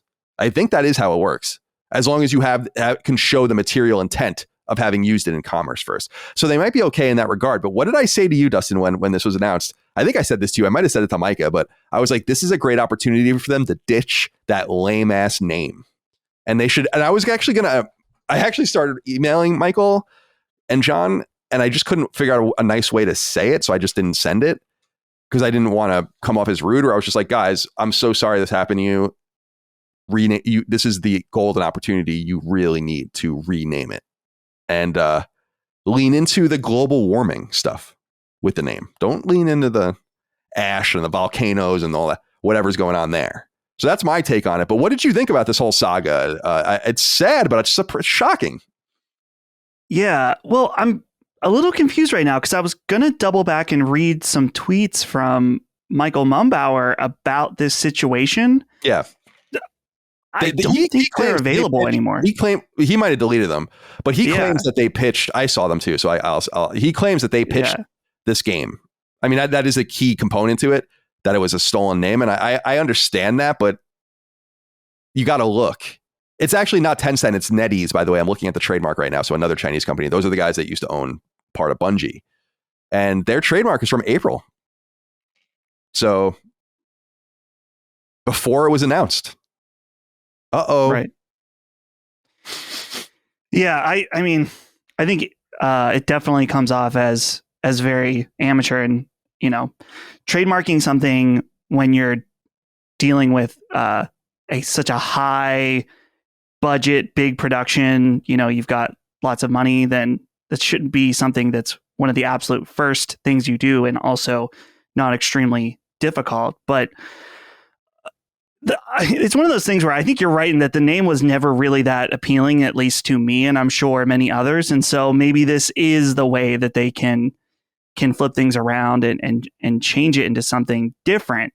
I'm kind of surprised that they haven't come out and said they're changing the name. In fact, on September 19th, Michael posted a tweet where he said watching Ashfall come to life as a gift. So they're still referring to the game as Ashfall, which seems kind of dangerous in that they don't own Ashfall. Well, this is what I was saying, like, about the entering in of commerce with a name. The timing doesn't work for them. They announced the game in June. They were clearly calling it that before then, but the trademark comes from April, which might be around the time NetEase was pitched the game. Bad idea. I mean, that sucks. That I'm not trying to discount Michael and John saying this is bullshit, because it is. It fucking sucks. Yeah, total definitely. nonsense if that's what happened. And shocking, a Chinese megacorporation not playing by any rule set. I can't believe it. It's a shocking thing. But I just don't know how you didn't trademark it first. And especially when you are so experienced and you have a real company behind you and money, it's a lesson learned. I hope people pay attention to this. You need to protect your assets, and often the assets are the titles, and ideas can't be, as Hogo he says, ideas can't really be trademarked. It's in the execution of ideas. So there could be two Ashfall products, I guess, but they should rename the game. And I would imagine, based on the timeline I just said, is that if NetEase wanted to pursue this, then I think they could. And saying, like, actually, we trademarked this 2 months before you announced your game to the public. So now, is there some sketchy shit going on in the background? Seems like it. But maybe pitch your games to Western publishers instead, or Japanese publishers. Anyway, if they want to come back on the show to talk about it, I'd love to have them. All right. Let's get into what we're playing. You have a trio of games here to talk about. So go on. I'll start with Metal Hellsinger, which I played a bit on PC. This is an interesting game. It's a rhythm FPS game. Your goal is to progress through these levels. You shoot to the rhythm. As you progress, you can build up a multiplier. As you build up the multiplier, different layers of music are added until you're at the highest level where there's full-blown metal vocals, which is pretty cool. I think this game has a lot of interesting ideas. And well, it's interesting because there's a game a lot like it a few years ago called Bullets Per Minute, or BPM. Mm-hmm. They both have this idea about rhythm-based FPS combat, but executed very differently. BPM is a roguelike, very dependent on getting the right roll of weapons, but feels very satisfying to play. Metal Hellsinger, something about it isn't quite there for me. And I was trying to put my finger on it. I probably played through about half the levels. It's not a super long game. And probably a lot of the main motivation is going back and doing levels faster with higher score multipliers and stuff like that. But I think I was hoping for it to have a little bit more of that Doom kinetic feel, but it didn't quite meet that for me. And also I found that the level design, it's funny when you play a game like Doom Eternal, like maybe if you're studying games somewhat like we do, you notice the level design, but usually really great level design, you don't even notice it. You just play it and it's fun to play and it's good. And not that they're exactly comparable games, but it was noticeable to me that I thought the levels were kind of boring. The arenas were not necessarily so great. I also found that some of the weapons that I got in later levels, I instantly did not care for and just switched back to an old weapon. So that wasn't necessarily great either. But it's an interesting game nonetheless that if you're into this type of thing, I recommend checking out. Certainly a cool idea. Yeah. Oh, I read a review where they were saying that there's just a lack of polish on it. Like it's not. Yeah. So that's exactly how I felt. Yeah. So Colin, this next one, huge surprise. Valkyrie Elysium. There's a demo out. It took me about an hour and a half to fully complete. I am so pumped for this game now after playing the demo. It was excellent. Just absolutely excellent. It was so refreshing, and this is going to sound bad initially, but it reminded me of all the things I like about a PS2 game in a way. There wasn't like a giant open world. It was level based, very focused on its gameplay and combat. And the combat in this game, I was wondering based on the trailers, I thought this looks really good, but I just am not sure. But the combat in this game is super strong. And what's interesting about Square Enix right now, and I know we're going to talk about them later as well, but these games that they have right now, these smaller budget games, specifically right now, I'm thinking about this and DioField Chronicles, is that on the surface, both of these games are budget titles. You can see that in their graphics. But they don't necessarily look bad, but they don't look like Final Fantasy 16, right? In both the DioField Chronicle and Valkyrie Elysium, it's so obvious that they spent the budget in the right places in the actual gameplay. And I absolutely love this demo. There's a really neat mechanic where basically you can summon in side characters and they'll fight alongside you. And as you have them summoned, your elemental ability on your weapons changes. And there's also this interesting like grappling hook ability that when you have an enemy targeted, and let's say you just finished killing one enemy and the other one's sort of far away, you can kind of like grapple to them and get real close. It was really fun. I really enjoyed it. And so I highly recommend, if this game is intriguing to you at all, this demo is very well done, an hour and a half long, and your save transfers over to the main game. So it's not like you're going to be repeating the same old stuff. It has a little bit of some frame rate issues that I'm hoping is taken care of by launch. There's also a comically bad level of detail area. So there's like a bubble around the character and you're walking through these fields or running through these fields and you can just see the flowers like popping up as you move. It's a very, very obvious. So they still got a little time to work that out, but it's definitely going to, what? Oh, well, I guess, wait, yeah, I guess you're right. Yeah, you're right. So maybe the demo build is a little bit older, but I don't know. We'll see. Either way, those things weren't deal breakers for even me, if someone's a big stickler about that. But dude, Colin, I totally missed the fact about the PSP game being released as well. Valkyrie Profile something. Yeah. Yeah. That game is getting re-released. Oh, I don't think I remember that. It's also getting released the same day. It just got delayed though. Oh, okay, cool. Because apparently if you pre-order the digital deluxe edition, you get that included. But now people are going to have to wait. I think it's like December, but okay. that's really exciting. That was the first PSP game I ever played. The first one. Nice. Yeah. Dude, Valkyrie Profile is a game I'm very interested in owning on the original PlayStation, but very expensive. More expensive than Suikoden. We're talking like $400, $450 for this game. I don't know if the print run is that comically low. That's incredible. Or something. Pretty sure I have it. Dude, if you have it, I mean, that's PS1. Yeah, I'm pretty sure I do. That is one of the most coveted games. So I got that. I wrote the strategy guide for that game at IGN when I was a freelancer in college, and I didn't own a PSP. My roommate in college, one of them that I lived with, owned a PSP, so he lent me his PSP in return for me giving him the game. You know, because I got the game for free, so that was a nice little setup for me. And then that was my first. So I have a very nostalgic tugging for that game. Maybe I'll go in and check that out. But yeah, the game comes out. Valkyrie Elysium itself comes out September 27th, and it is a PlayStation console exclusive, which is interesting. Yeah.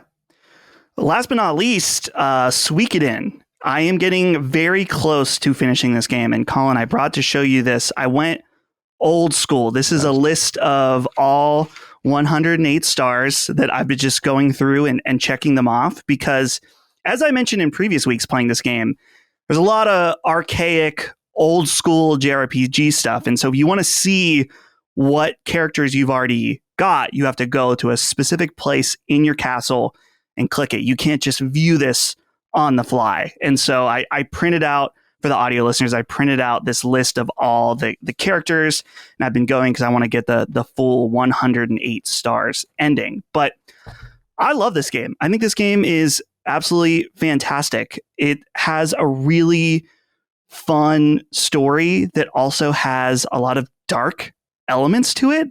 Like sometimes there's like some shockingly dark stuff in this that I don't know if it was just because it was more, an older generation where they couldn't quite convey some emotions, or maybe they didn't have the right level of budget, but like something really dark and shocking will happen, and then they'll talk about it for a little bit, and then you just got to move on.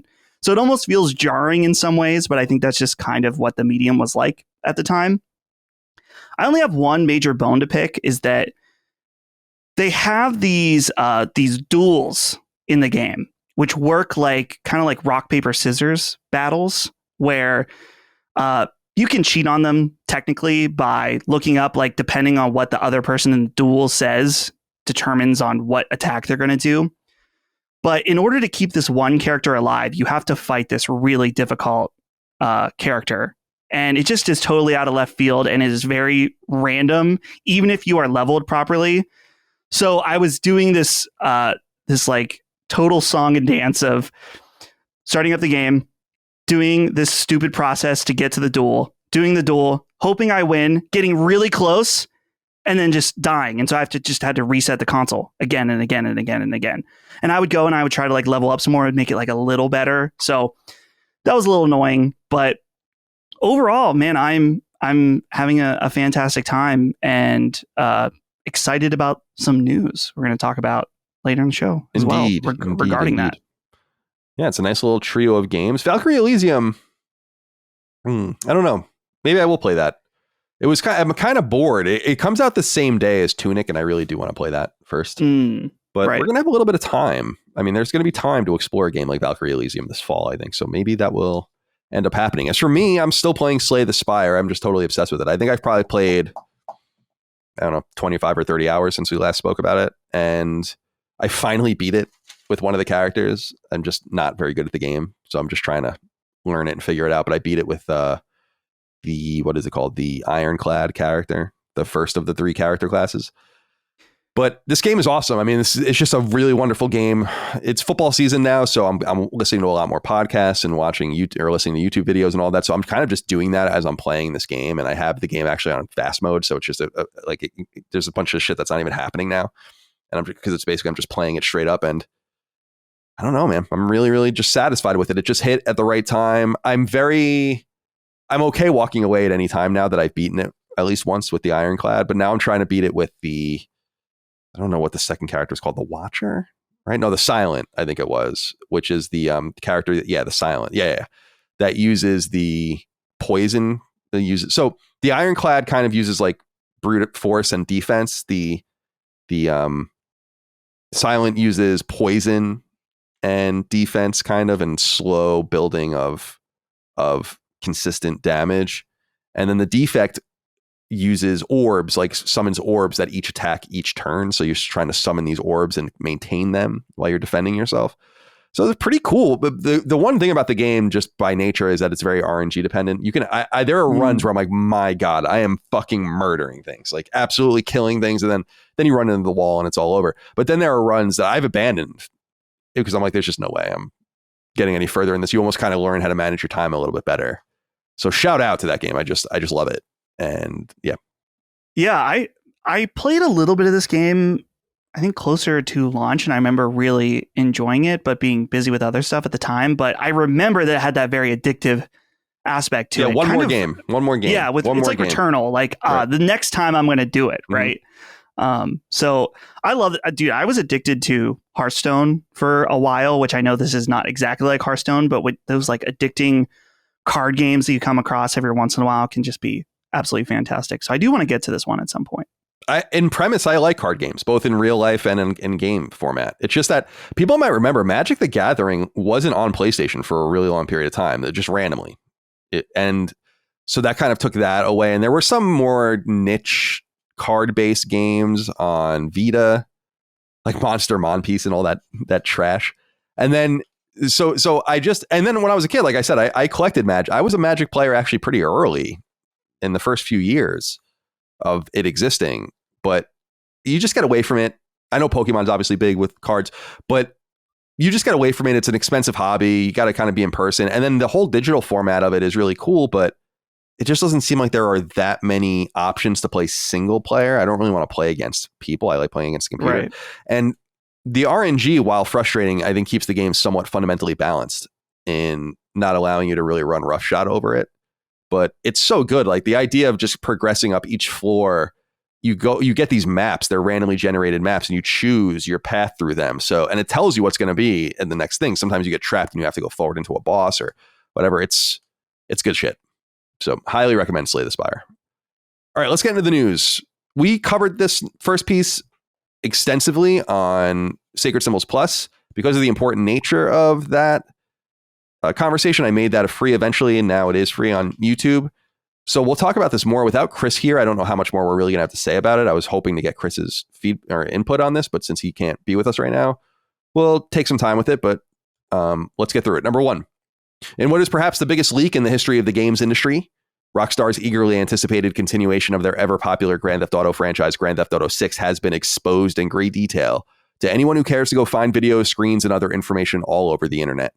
As reduced by an ultra-useful primer at website IGN, the hack was revealed on September 18th and included some 90 individual videos of Grand Theft Auto 6 running in various states of repair, from out in the open world of Vice City to inside locations full of bare geometry or nothing at all.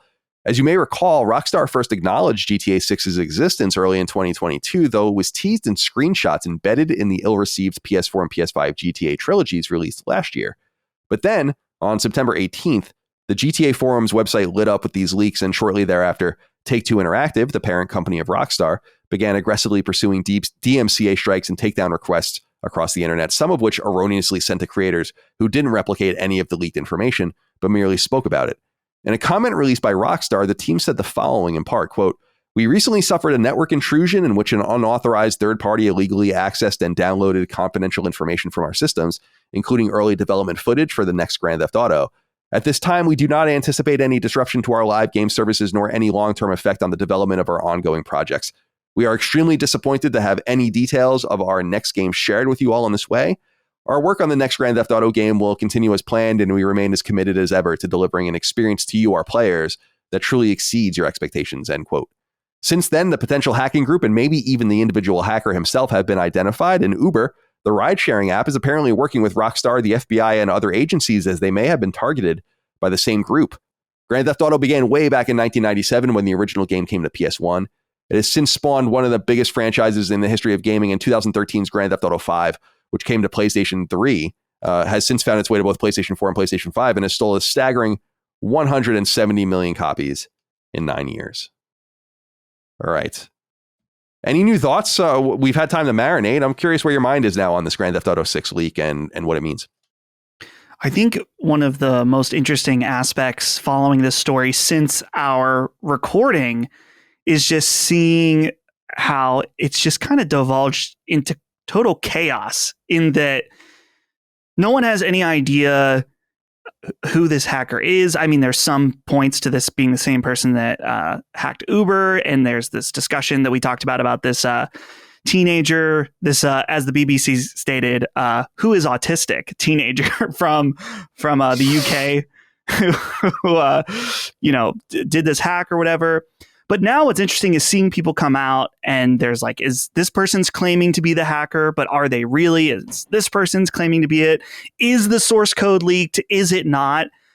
Some people say, yes, it is. There's evidence that the source code is out there. Some people are still saying, no, it's not. And all of this can be, I see throughout each day that seems to be new stuff evolving. But yeah, it's a crazy situation in that not only is it the biggest leak in gaming history, but it's still this ongoing story. I mean, just thinking about the possibility of the biggest entertainment product of all time being Grand Theft Auto and the continued revenue that it receives from GTA Online, that just goes away in an instant, right? Because the source code. Like, I imagine, I don't know for sure, but I would imagine that if that source code leaks, they have to take the servers off immediately, because instantly all of their players are vulnerable completely to not just cheats within the game, which obviously sucks for the player base, but I would assume if you have access to that source code that you would be able to inject stuff into the game that could harm the players of those connected to one another. We saw that happen, not necessarily source code based, but we've seen stuff like this happen with Dark Souls. Dark Souls wasn't 3. it like catastrophically broken for years? Like some of that stuff? I don't know about years, but it was definitely months, maybe a year. But I just wonder. It was Dark Souls 3, right? Something like that in particular? Yeah, the PC version of Dark Souls 3. That's interesting. Just it'll be an interesting moment if GTA Online shuts down. Obviously not really in our circle, but this is a very important game to millions and millions of people. And just at a moment, it'll be gone for who knows how long. Yeah, I saw that there were claims that the source code was appearing in part on, what is that, GitHub or whatever that place is called? Yeah. Where people share all their code and all this. Yeah, I don't know. I didn't really understand fundamentally why it mattered either until it was explained to me in those terms. And in fact, I don't think I said it at the top of the show, but I've already recorded half of it. I'm going to record the other half tomorrow, but from when we're recording this. But Sacred Symbols Plus, the next episode of this from when we're recording, will be another GTA 6 related episode. But I've sat down already with Hogue, and I'm going to sit down with Tom, Moore's Law is Dead, and we talked about the legal implications and of this for all parties involved, and then we're going to talk about the technical implications of all parties involved. And so we'll get into all of that on that episode. So if people want deeper understanding of those particular facets of the story, which are important, then you'll be able to hear it from experts that know a hell of a lot more about those topics than I do. But one of the things that I do know something about are game leaks. QT wrote into us and said, "Hey, Sacred Symbols crew, in light of the GTA 6 news, I'd like to hear your thoughts on the morality of leaks in general. Are all leaks created equal?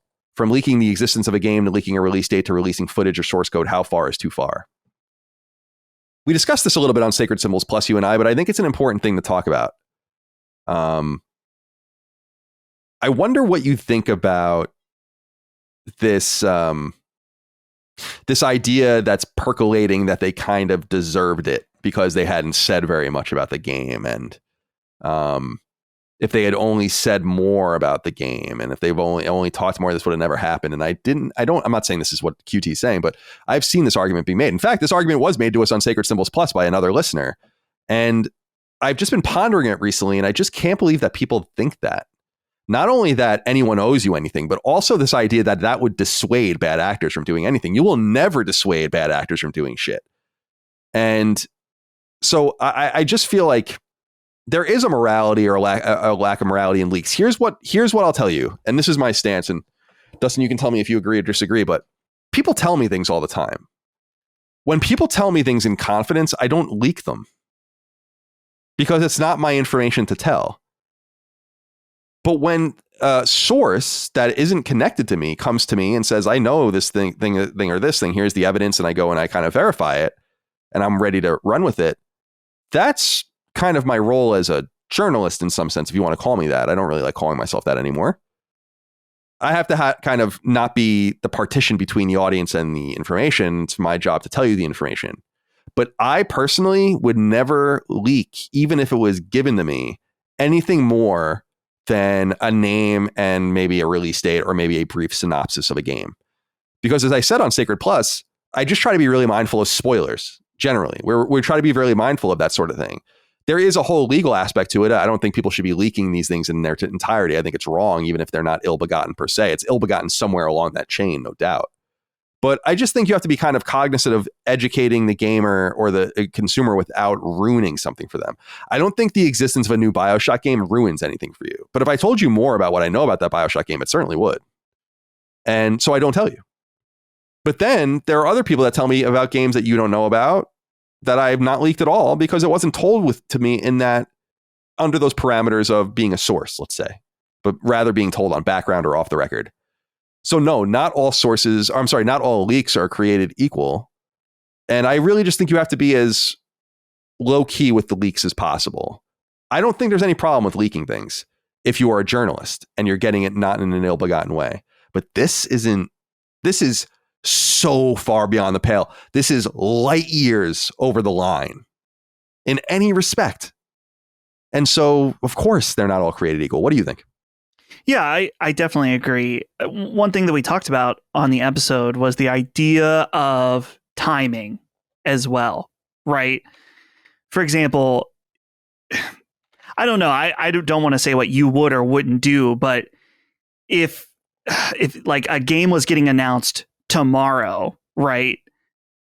Maybe you would just hold that leak, right? Like, is it worth getting that little pop when it's like they're practically at the finish line? Just let them announce it. And I think there's also a lot of truth to what you said as far as it being information based and limited information based, because getting and sharing screenshots, I feel like, is another level where, like you said, can be spoiling. Or also, I think that it's a weird balance where, as a reporter, it is your duty and your job, maybe not duty is too strong a word, but it is your job to convey information that is relevant to your audience when appropriate. But at the same time, I feel like there should be consideration for the team and the creatives behind it to be able to present it the way they'd like. And so, bringing up the BioShock example, it's one of those things where it's not like you're presenting, here's 5 minutes of off-screen footage that has code running on it. You know what I mean? I think what I said on the show that we did was just that there's certain leaks that can kind of frame your mind and point it in a certain direction on something. And then there's something that just kind of blow it out of the water. And giving someone a name and maybe even a date or just some general information can kind of just set that mindset as opposed to just revealing everything. Indeed. I just think you have to take some responsibility. These aren't the Pentagon Papers. It's not like they're important in any way. So I think that there's that to be said too. But in consumer media journalism, I think it's okay to leak the existence of things or certain pieces of information. I think that's totally fine, as long as, again, you're not yourself doing anything illegal. You can't be buying this information. You can't be stealing it. You can't be asking other people to do that. I mean, but if people are going to come to you with information, I never solicit this stuff. People come to me and tell me, they're like, hey, I have something to say about X, Y, and Z. And I'm like, email me. Go ahead. And then they tell me. It's like, I'm not going to twist your arm. Do whatever you got to do. And sometimes people tell me information. I actually was talking to someone really about some interesting first party stuff recently. who has seems to have a good source within one of the studios, but won't tell me who the source is. So I can't do anything with that. I appreciate that they told me that, but in going back and forth with them, I'm like, without talking to the source, I can't do anything with this information. It's very compelling. In fact, it's very compelling, but I just don't know. So, okay, let's see what else here that we can talk about. I like this one from Matthew Harrison. A few people have brought this up. He says, "Hey, CDC. First time, long time. After the Rockstar leaks and the developers' notoriety for satirizing real-life persons and events, do you think they have the self-awareness, time, and quite frankly, balls to create a mission thread in Grand Theft Auto 6, which mocks their own recent predicament? I think it could be made to be a classic moment in gaming and a huge PR win if kept secret before release. Their statement tweet has already become the most liked gaming tweet in history. What do you guys think they can do in the game to spin this for their own benefit?" This is something that I think that they should seriously think about. I think that they have time to do it and inclination to do it, and they should incorporate some sort of satire on the creation of a Grand Theft Auto game and the things that might happen. They are masters at that. Outside of the game, though, I really think that they can spin this to be useful to them in many different ways. And again, I hate to keep saying it, we remarked a lot about it on Sacred Plus, but I just think they should start doing VO and commentary over some of these videos and start talking about them and doing cool shit. I think it's entirely possible that they can. It doesn't seem like anyone's that upset with them, right? Some people are saying the game doesn't look good and all that, but you're a fucking idiot if you don't think that the game's going to look like this. And I still think it looks good, by the way. But even in that apparently years old format that we were seeing it, but I don't know, man. What do you think about their ability to kind of spin this into their own benefit? They've seemed to have dodged any massive fallout as far as we can tell so far. So now it's time for them to maybe make it work for them. It would be interesting to do that. I feel like there would probably be some concern that if you do acknowledge it and incorporate it, then I don't know, maybe in some way you're inviting someone else to do that. Yeah, it's like, oh, if you fuck with us enough, we'll make fun of you in our game. And that kind of comes off as a challenge. And I think the other reason why, or I guess a prediction that they wouldn't do this, is that this isn't Rockstar's first rodeo with major controversy. They could have easily made fun of hot coffee. The infamous thing where they left assumingly accidentally left in the full sex mini game from what was that, San Andreas, right? San Andreas, yep. And got themselves an AO rating and had to, it was a huge controversy. They could have made fun of themselves that way, and they didn't. So I think that as much as it would be hilarious for them to make fun of themselves, I think they're probably just more interested in making fun of other people and keeping their shit tucked away behind the curtain.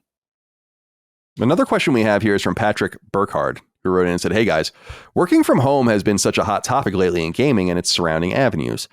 I see people mentioning every single day online about how their employer wants them to come back to the office and they complain and bitch about it. You even mentioned it on the recent Sacred Symbols Plus for the Rockstar leaks. Am I off base by having absolutely zero sympathy for people complaining that they have to go back to their office when an astronomical number of people have not missed a single day working through this whole pandemic in labor fields and physical work that has kept the infrastructure going for a lot less money than these people who work their cushy job offices from home? If your employer wants you to come to the office, do it or find a different job. I'm curious how you guys feel about this." I am totally sympathetic to what you're saying, and I think you're right in the main. I think you're totally right. I think that for many people, this is a new normal where they'll be working remotely in perpetuity, indefinitely, probably forever. But I think some people got used to it where they really shouldn't have gotten used to it because they need to go back, or they work a job where people are going to have them back in the office and all that. And that's to be expected. Now, I speak from my own personal perspective where I own these businesses and I will never work for someone ever again in my entire life. And I will never work in an office ever again. Never going to happen. And to me, that's an important part of my life. So when if someone were to ever try to uproot that would be massively disruptive and ruin my life, basically. I mean, that's why I put myself in a position where that's not going to happen to me. And like where I have no boss right now. I'm knocking on wood. Maybe I'll wash out and have to work for someone in the future. But I've tried to put myself in a position where everything's going to be okay, I think. However, the one thing, Patrick, that you have to keep in mind is that we're not talking about you and me. We're talking about people that make video games And like in many other fields, competition for that talent is fierce. And a major way to retain that talent is to make sure that those people can do whatever they want as far as their working conditions are concerned. Some people like working in office, but if they want to work remotely, that's something you really want to make sure that you can continue to do. And if Rockstar just says to all of their employees, you all have to come back into the office now because one person clicked a fucking bad link, you're going to lose a lot of your team, because there are a lot of other places where those people can work where they're never going to ask them to come in. And that's what's important. So again, I totally agree with what you're saying. I think you are right, but it doesn't matter, because these people can have their cake and eat it too, just like in many other industries. And if Rockstar does a thing where they're like, you're all working from the offices now in Scotland and New York City and San Diego and all those places, a lot of those guys are going to be like, dude, I have my credits on Grand Theft Auto 5, Grand Theft Auto Online, Red Dead Redemption 2. Bye. And peace out and go work for another company. That's what's going to happen. So does that resonate with you, Dustin? Do you think that that's an important point?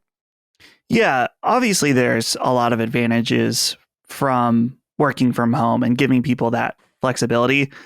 I think that in some of the people that staunchly defend working from home, I think that there is an angle where there are certainly people that get away with doing less work because they're at home. Definitely. Right.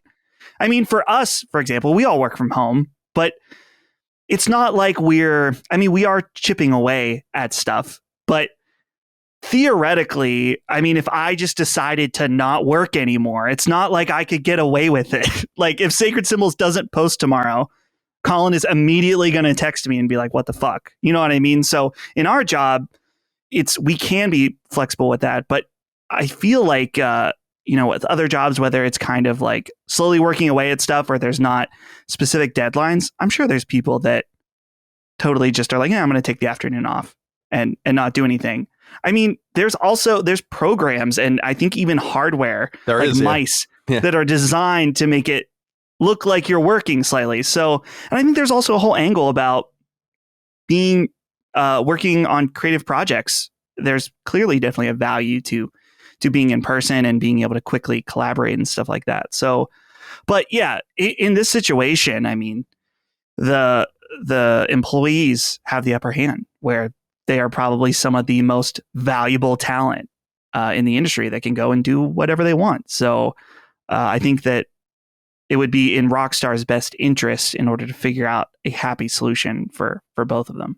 I mean, a major thing with me at my old company, Kind of Funny, that got me wanting to leave was us getting an office, right? It's just, from personal experience, I can tell you that it puts some of us off. It's not to say that people are better or worse or wrong or whatever, right or wrong. I totally get the argument, but yeah, you have to just be within the mindset of the market itself where these people have options. I've told people in the past on the show many times, I mean, the pay for these positions are getting extraordinarily high. People are getting a lot of money to move. If you do something like pull the rug out from under someone with talent and they have the initiative to go find something else, they will. And listen, I said it in Discord, I think a couple of weeks ago in our employee Discord, I play around with the idea in my head, or have, where it's like, I'm just going to make not make everyone. It's like, this is going to be a Richmond, Virginia company. And we're going to be here. And people that want to work for us are going to have to be here. And I'm like, why? Like, to what end? Why would I do that? So we can be together sometimes, and then I just uproot everyone's lives and disrupt them. What makes a happy employee are two things: money, and that's the number one thing. Not fucking free lunches and t-shirts and all that. Money and respect. And I think respecting an employee to manage their time, I think Dustin will tell you, I don't even ask anyone what they're doing most of the time. I have no idea what anyone's even doing, because I just trust that everything's getting done. That's all I want. I don't want anything more than that. Just, I want the company to work and for us to get our tasks done. And you can do that in a fucking microsecond if you want. If you can figure out how to do that. You being at your desk and doing this performance where you're going to be on Slack or whatever, it's like, come on, man. Go do whatever you want. If you only need 4 hours to get it done today, that's fine. Right. If you need 1 hour to get it done, that's fine. If I need you on a Saturday to do something, that's the way it works. And I think I feel like everyone's happy. I don't know. I feel like I feel like I would thrive working in a situation like that. Right. Like like earlier this week, I was able to just get up and go down to Virginia for a day and a half because I just did the stuff I needed to do in advance, and it worked out. You know, it's a nice flexibility, right? And that in turn all makes the you stuff happy. got done. You're not going to find another job like that. I don't think, right? I don't think many people are going to find another job like that. So, but the point is that you know that, and it's a perk to say like this is a part of it. Sometimes I'll be inconvenienced, but many times I won't be. You know, and right. I wish I had that kind of situation when I was younger. That would have been really nice. Were you going to say something before we go on? No, I think we covered it. Hopefully next week with Chris, we can see what he thinks. No, I'll be over it by then. Yeah. All right. Number 2. According to ultra-reliable industry insider Tom Henderson, writing on what appears to be his new site conveniently called Insider Gaming, Sony is readying to launch a new PlayStation 5 SKU a year from now, and it might not be quite what you expect. Here's what Henderson wrote in part, quote, "Sources familiar with Sony's plans have shared details under the condition of anonymity, outlining the next iteration of the PlayStation 5. It's been suggested this new console will completely replace the A, B, and C chassis that have been in production since the console's launch. This new console, currently named the D chassis, PlayStation 5, will have almost identical hardware to the existing consoles already on the market. The most surprising new feature of this new PS5, though, is that the console will have a detachable disk drive.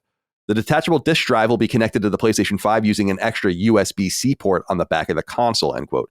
These ports are, of course, currently used for a variety of reasons, including charging and peripheral use. He continues, quote, "It's understood that this new PlayStation 5 console will be sold on its own or in a bundle with the detachable disk drive. It's also understood that the disk drives can be purchased separately, so if it gets busted, there's no need to buy an entirely new console," end quote. Whether this pans out, of course, remains to be seen, but it's worth reiterating that Tom Henderson is currently widely considered the most reliable industry insider. As he notes, Sony's ambition for the PlayStation 5 this fiscal year is huge. The corporation intends on selling nearly 20 million PS5s between March of 2022 and March of 2023. The console currently sits at somewhere around 25 million units sold, with the last official numbers coming in at 21.7 million 3 months ago. James Dwyer wrote into us and said, "Hey, Cobra Colin, couch hopping Chris, and DualSense hating Dustin. Chris is dead. Just wanted to know what you thought about the new PlayStation 5 model that will be releasing with a separate 4K Blu-ray drive. Correct me if I'm wrong, but wasn't Sony the only gaming company that hadn't done this before? Sega with Sega CD, Nintendo with 64DD, and Xbox 360 with the HD DVD drive. I'm on Dustin's side, being a physical games collector myself. LE Edition rocks.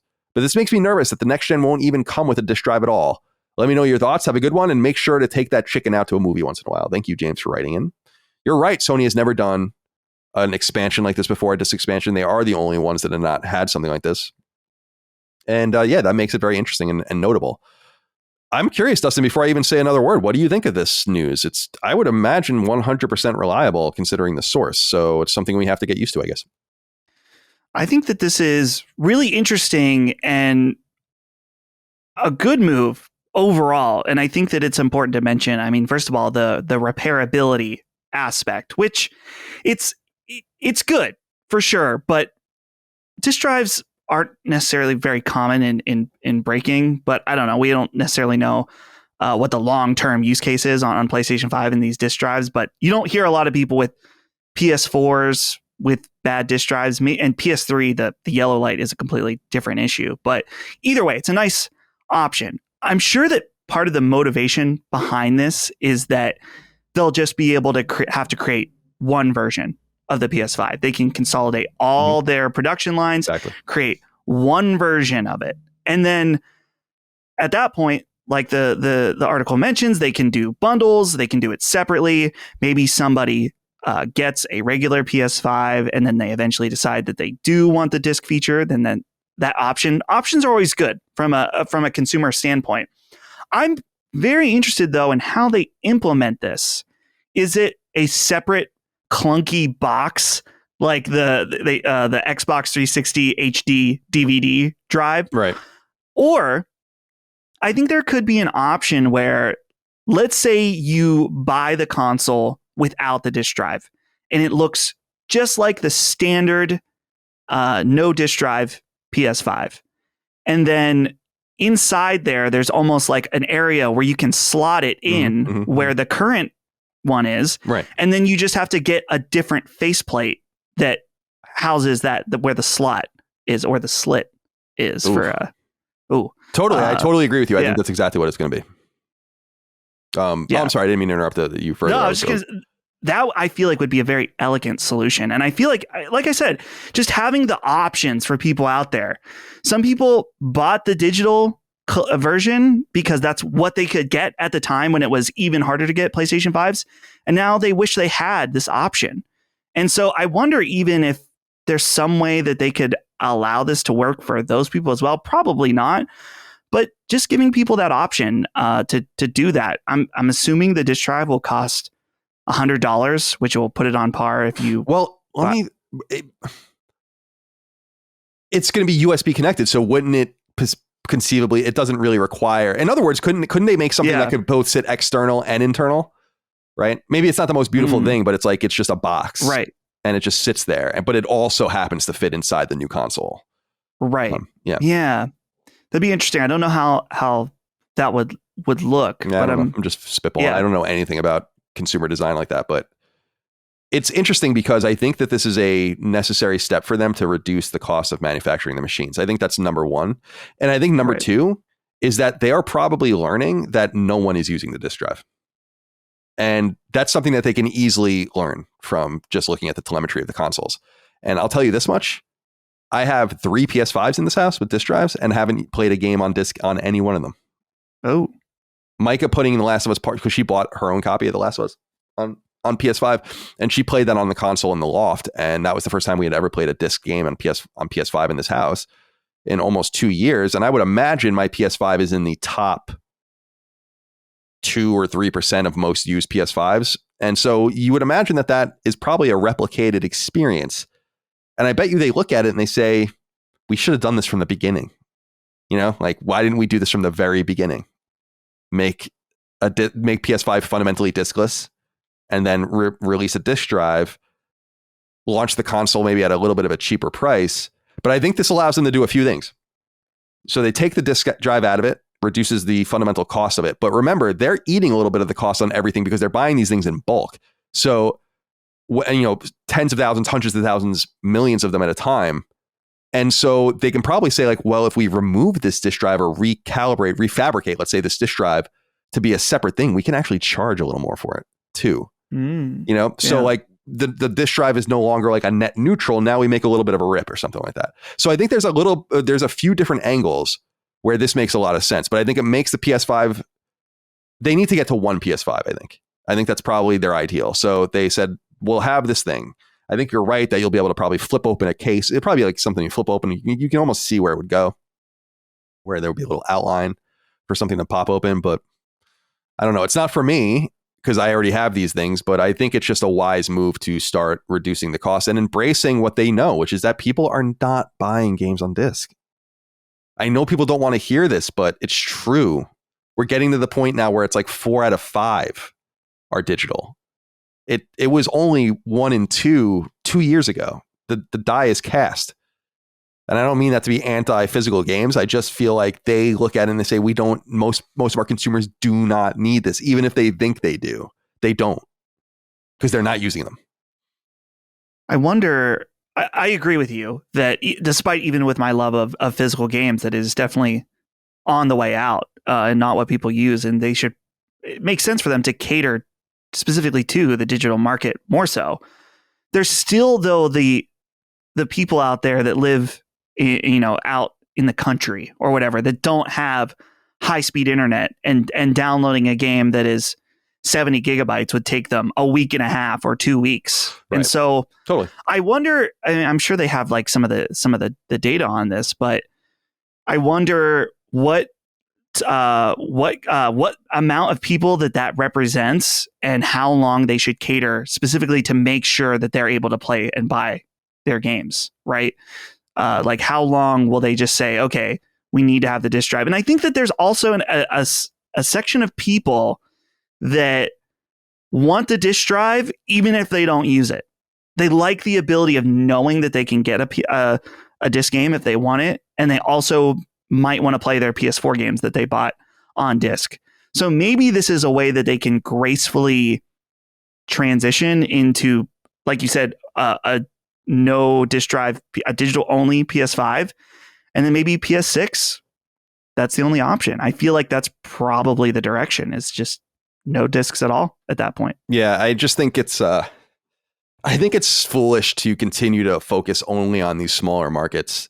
I understand it's hard to hear, but it's not like someone goes and they're like, I want a 4-wheel drive off-road vehicle. And it's like, you live in New York. They're not made for you. Like in some sense, you have to like they want to have a console. Like the barest thing you need for a console is like a monitor or like some sort of screen, right? But I think it's actually, you need a screen and a solid internet connection now. And as internet becomes more ubiquitous, satellite internet improves, Starlink and all of those kinds of things, I think this will become less of a problem. But I'll tell you this, if there was a thriving market for physical games and physical media, then why would all these video stores have gone out of business? Even in these rural markets, Family Video's done, right? Isn't it? So yeah, but Family Videos, I mean, I don't think their primary business was renting games. No, but the point, they were renting films too. But what I'm saying is that it's, if there was a real demand for discs in rural communities, then there would still be a micro economy for these in these different places for these stores, which there doesn't seem to be. In other words, I feel like rural internet is improving too, and that I think we have to just kind of force ourselves forward a little bit at some point to say we don't need discs anymore. In fact, the infrastructure bill that was passed by the United States Congress and signed by Biden earlier this year, Joe Biden, has, I'm pretty sure, a substantial amount of money for internet running, right, like cable running. So hopefully this will be ameliorated in the United States. It's a big place. Right. So I will, the only pushback, because I think ultimately, yes, you are correct that rural internet will continue to improve, but with streaming, it only requires a 5 megabyte connection to be able to stream in HD. Whereas to download a 70 gigabyte game at 5 megabytes per second is still going to be a very long time. And even if you are playing online and using voice chat and a bunch of stuff, you're instantly going to put a lot of strain. Or if anyone in the house is doing anything else on the internet, you're instantly going to put a lot of strain on it. So I think that, though, you are correct that the internet will continue to improve. Even around here, the internet out, like my grandparents have internet that's just as fast as mine, and they practically live like in farmland. So, but we're still pretty close to more, like Pittsburgh and Butler is still a higher population city. Yeah, I wonder if places like North Dakota, right, or in more Central America where there's people that are very spread out, stuff like that. But who knows? I wonder what the even population of gamers really are there. But yeah, hard to say. Yeah, people play game. I mean, it's also in these different places: mobile gaming, free to play gaming, PC gaming, e-cafe gaming kind of stuff is bigger because of those different limitations, whether financial, access to hardware, access to good networks, and all the rest. But certainly interesting. I want to see when they talk about this. I imagine it'll be after PSVR 2, but they're always moving ahead with new iterations, trying to trim bits and bobs away from the console, saving money. When you're manufacturing millions of these things, every little bit can save you substantial amounts of money. Even making it just smaller in terms of plastic, save millions of dollars on just plastic buying, molding, and all the rest. So fascinating stuff. People's jobs revolve entirely around that at these various companies. Okay, number 3. As rumored, publisher Electronic Arts is entering the Marvel game space, and its project is unsurprising if you've been reading recent reports. Iron Man. As relayed by EA itself, Motive, the EA-owned team founded by Ubisoft veteran Jade Raymond, who has since gone on to co-found PlayStation's second-party turned first-party studio Haven, is making a single-player, third-person action-adventure Iron Man title, and it's early in development. The game is being led by Oliver Prull, who EA scooped up from rival Square Enix. At Square Enix Montreal, which is now owned by Embracer Group, Prull acted as producer on key titles, including the 2014 Thief reboot, 2016's Deus Ex Mankind Divided, and perhaps most importantly, 2021's surprise hit Guardians of the Galaxy game. Other talent includes the director of Motive's 2020 Star Wars game Squadrons, Ian Fraser, who also worked as lead designer on 38 Studios' only game, 2012's Kingdoms of Amalur Reckoning. Longtime Ubisoft producer Malin Lumino, who produced 2015's Assassin's Creed Syndicate and 2018's Assassin's Creed Odyssey, as well as 2020's silent hit Immortals Phoenix Rising. And JF Poirier, Motive's internal producer who worked on both 2017's Battlefront 2 and the aforementioned Squadrons, with extensive experience in Ubisoft's Tom Clancy franchise beforehand. According to an EA press release, quote, the game will feature an original narrative that taps into the rich history of Iron Man, channeling the complexity, charisma, and creative genius of Tony Stark and enabling players to feel what it's like to truly play as Iron Man. There is no end quote. There is no release timing given, and it's specifically noted that the game is still in pre-production, meaning it's unlikely to see the light of day before 2025 at the very earliest, and more likely 2026 or later.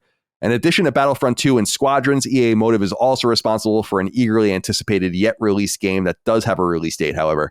Dead Space Remake is due out from the studio and on to PlayStation 5 on January 27th, 2023. All right, so we're getting an Iron Man game. What's interesting about this is it just goes to show you how robust the Quebec gaming scene is, where all of these different people are constantly circulating between the heavy hitters that work out of Montreal and the surrounding environs. So we're seeing another situation as they're staffing up for this Iron Man title.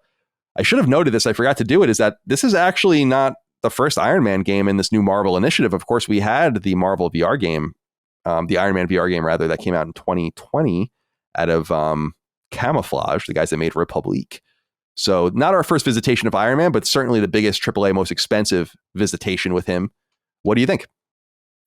Yeah, it's interesting to see a lot of studios seemingly, at least from my perspective, a lot of them are just attempting to do what Insomniac did with Spider-Man, is kind of take some ideas from the movies, and instead of just shitting out a game like they used to do, back in the movie licensed era, is try to take more time and care to do it right.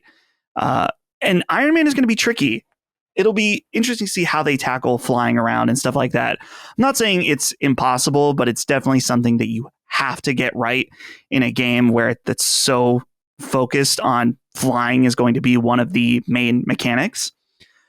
So obviously people know I'm not super thrilled about more and more Marvel games, but this one at least intrigues me from the fact that it is Iron Man. I think Iron Man's cool. So it's interesting. They don't even have Dead Space out yet, but they've got their next project lined up and announced now at this point with EA Motive. So I am fucking amped for Dead Space, by the way. Yeah, dude. Amped. Not far away. Can't wait.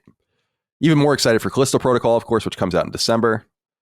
But yeah, you're right. I would imagine Dead Space is probably pretty much done. And they're also a big team. Lots of people work at Motive, so I'm sure they have multiple projects going at the same time. But I think you're right. The chase is on for the next Spider-Man. And I don't really mind Marvel games, generally speaking. What are we getting? One or two? It seems like we're getting one AAA game and like one AA game, or maybe a small niche game, so like Midnight Suns. Although Fair Access is obviously AAA studio every year. And that seems quaint compared to what they're doing in film, what they're doing in TV. That doesn't bother me so much. Next year we get Spider-Man 2. It's like, okay, Wolverine's in development, Iron Man's in development.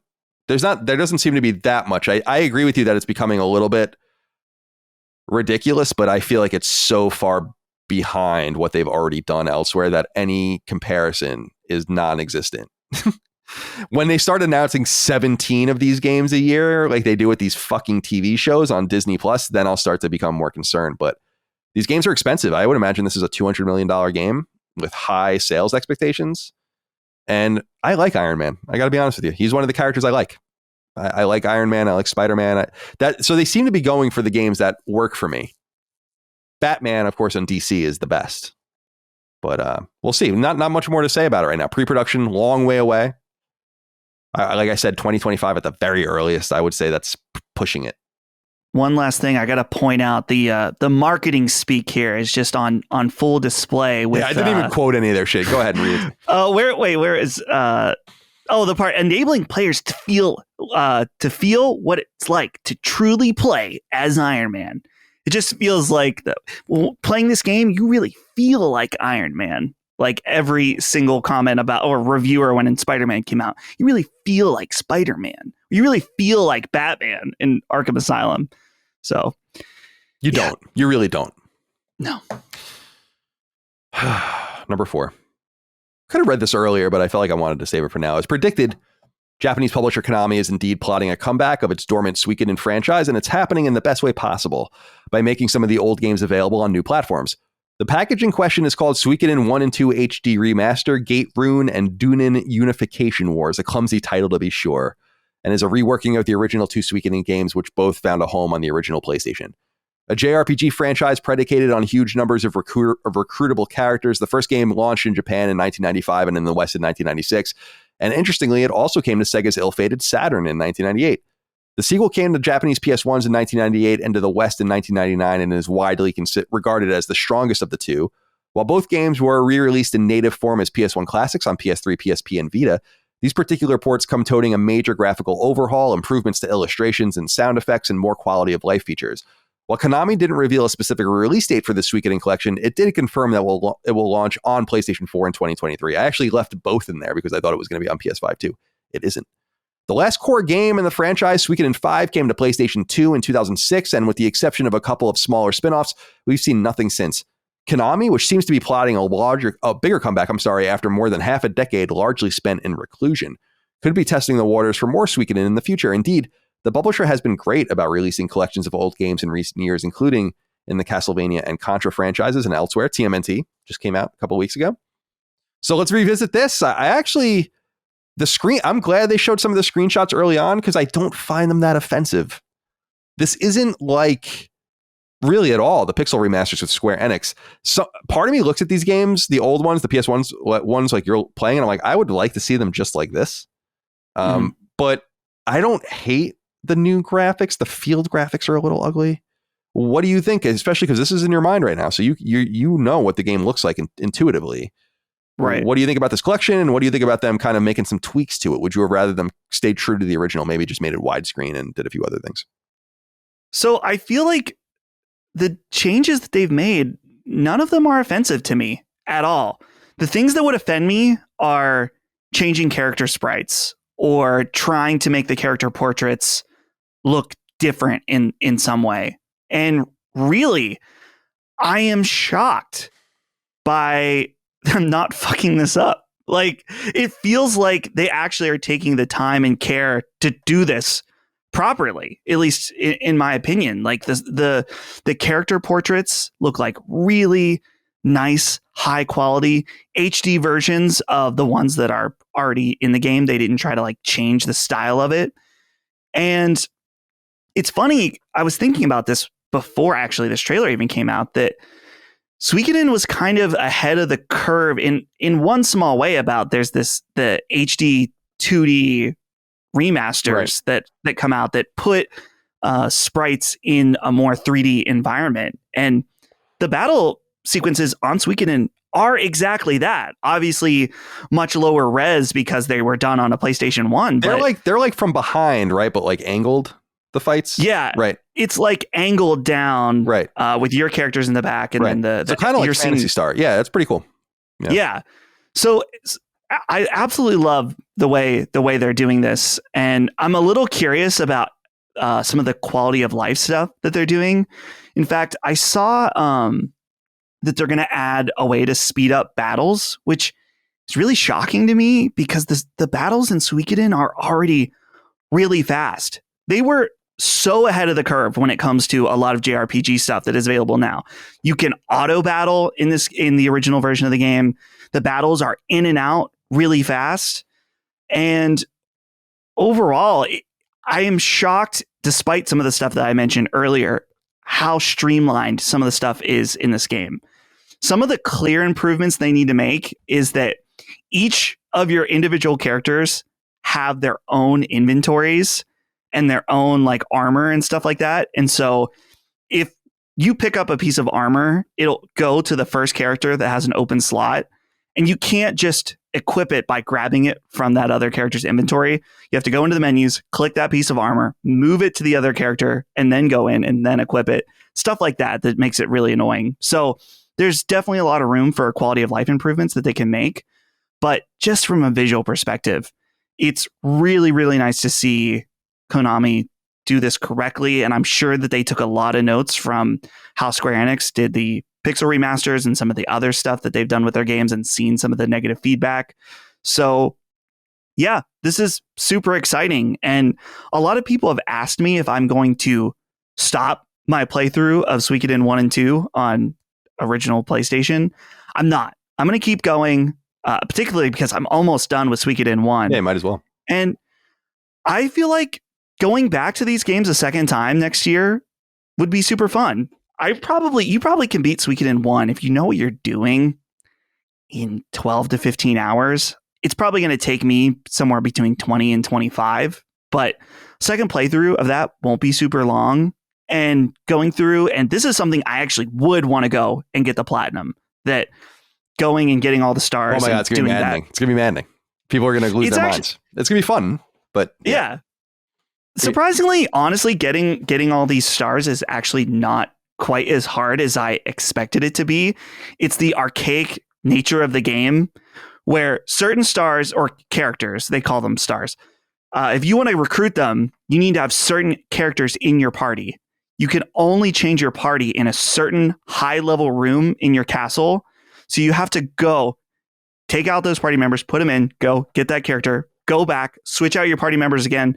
So like I said, there's a lot of improvement that they can do as far as quality of life stuff, but good on Konami. Surely they also saw the Ayuden Chronicles reception and thought, fuck, maybe we should have been leading this Suikoden revival right off the bat and done this and then given the original creator the ability to do 6.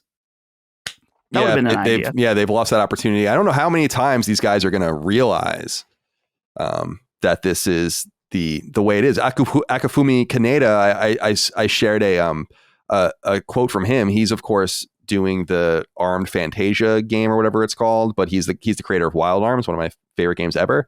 And he had said in a Japanese interview that he had presented new Wild Arms games to Sony over and over again, and they weren't interested. This is and how many times are these guys just going to have to spin off and do it themselves for these companies to realize that there is something there? But I do want to give Konami some credit because they are doing a really nice job releasing their old games. The Castlevania Anniversary Collection is awesome. The Castlevania Advance Anniversary Collection is really awesome. The Contra Collection is awesome.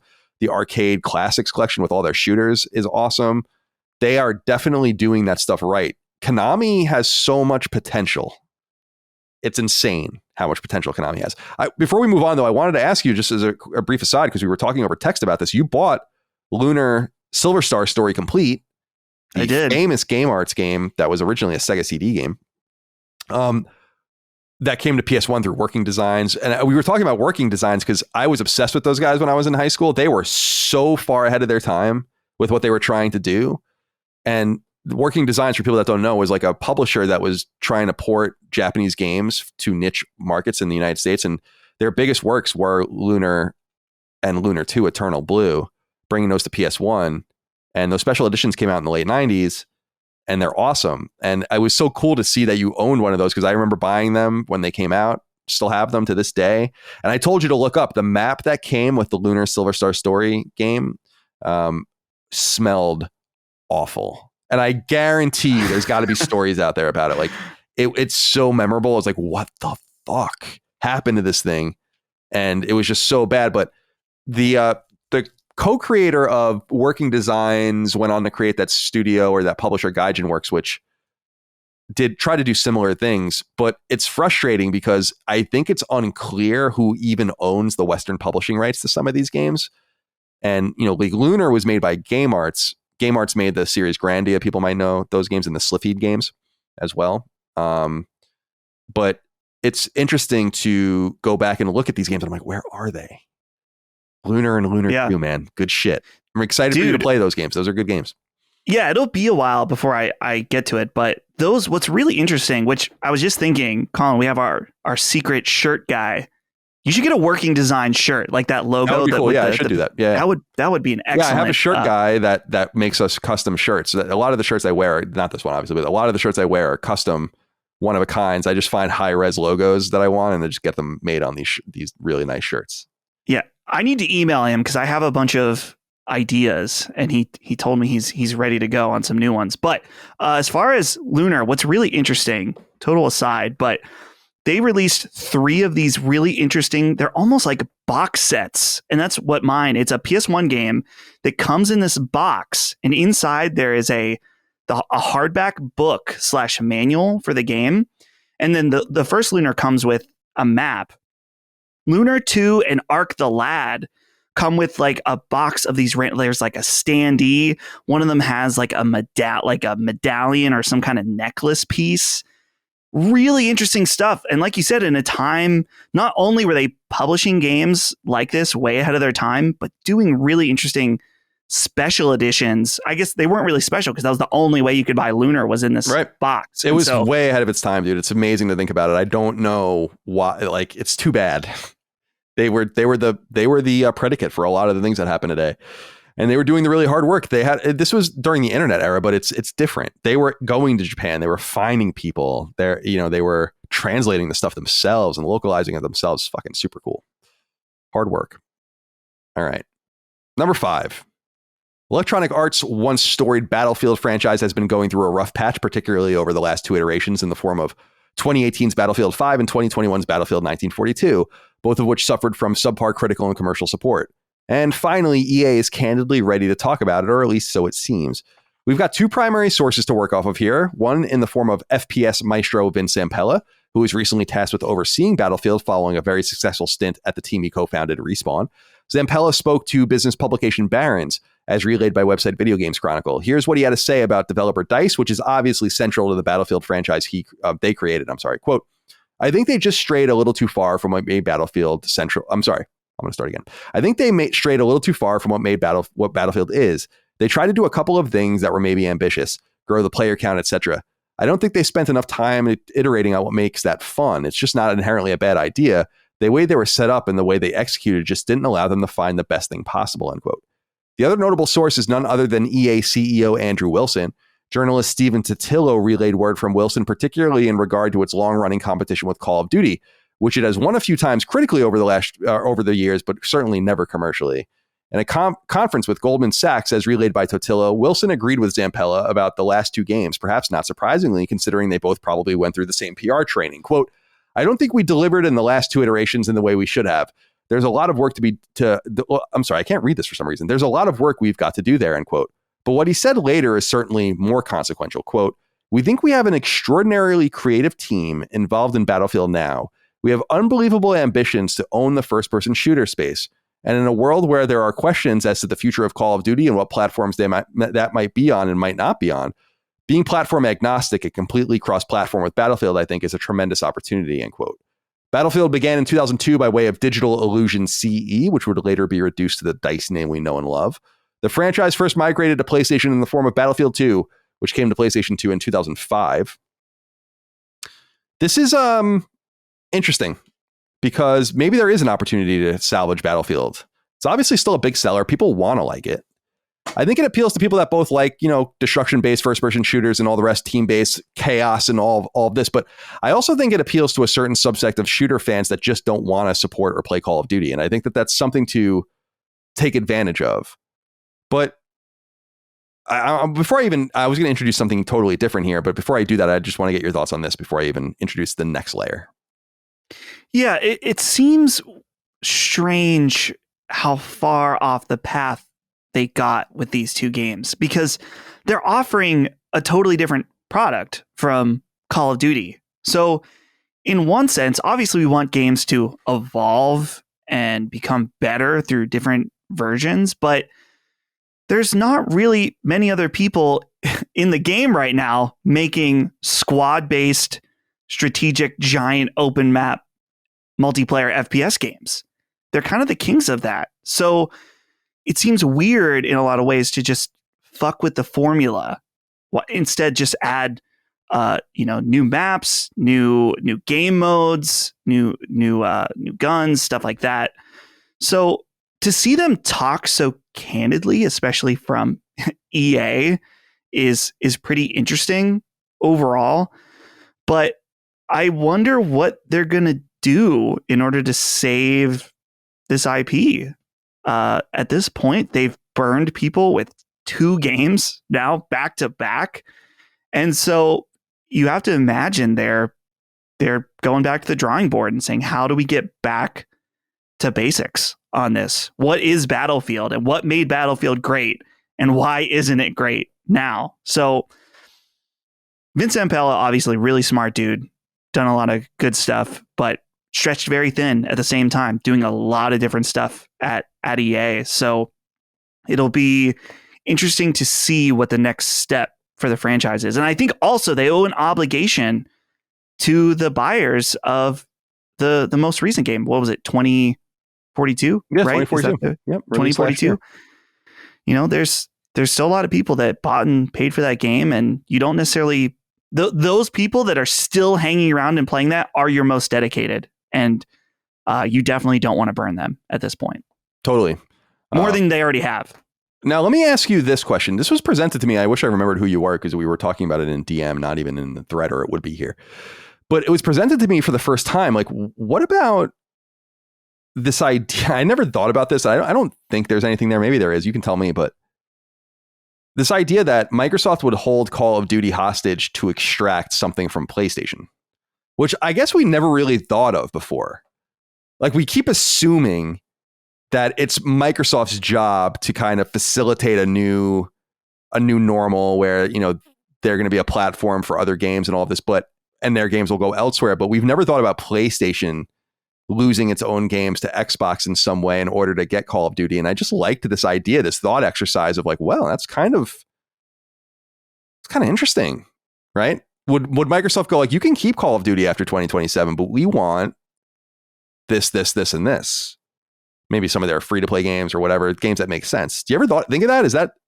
Is there something there that the shoe could be on the other foot? I think we look at PlayStation as the power player, in other words, but I don't know that it'll necessarily stay that way sufficient enough for them to have the advantage in a deal like might be presented to them.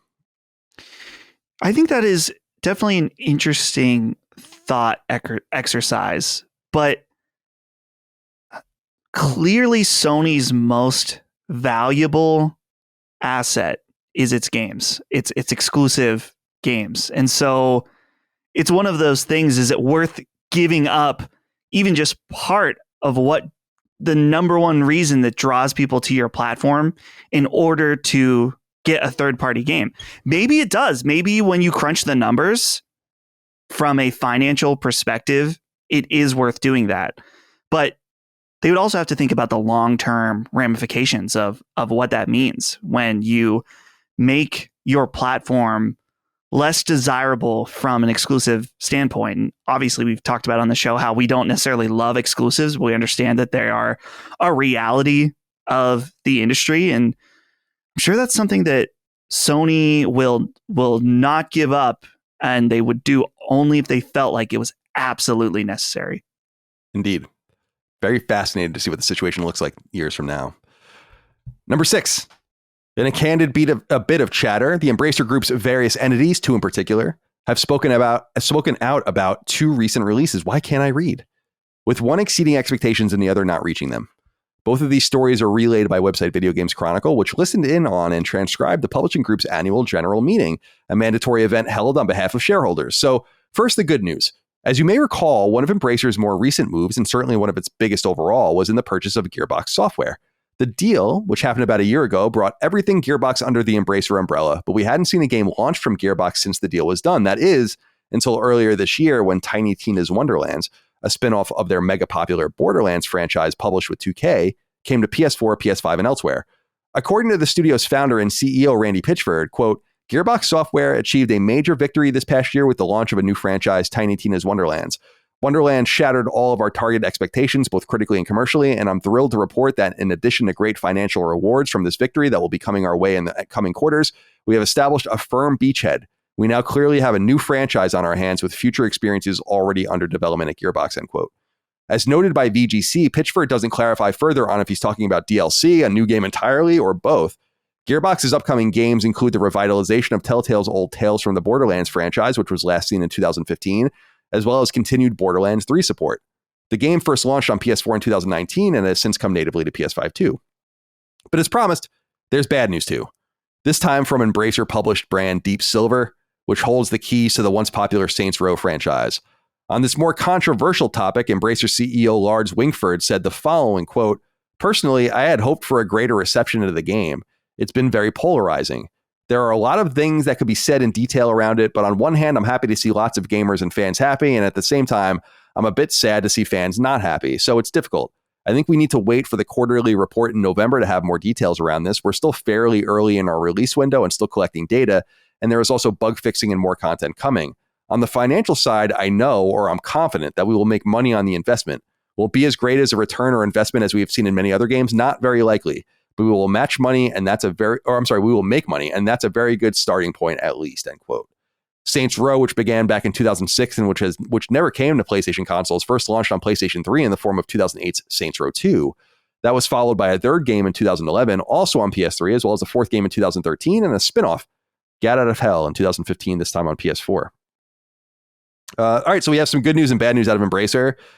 Tiny Tina's Wonderlands and Saints Row, and I must admit that I'm surprised by both of these pieces of news. I'm wondering where your mind goes as you hear this information. I'm not surprised about Tiny Tina's Wonderland, but I also wonder about him saying new franchise on our hands, which I understand. You have something successful, instantly suits say, let's make more.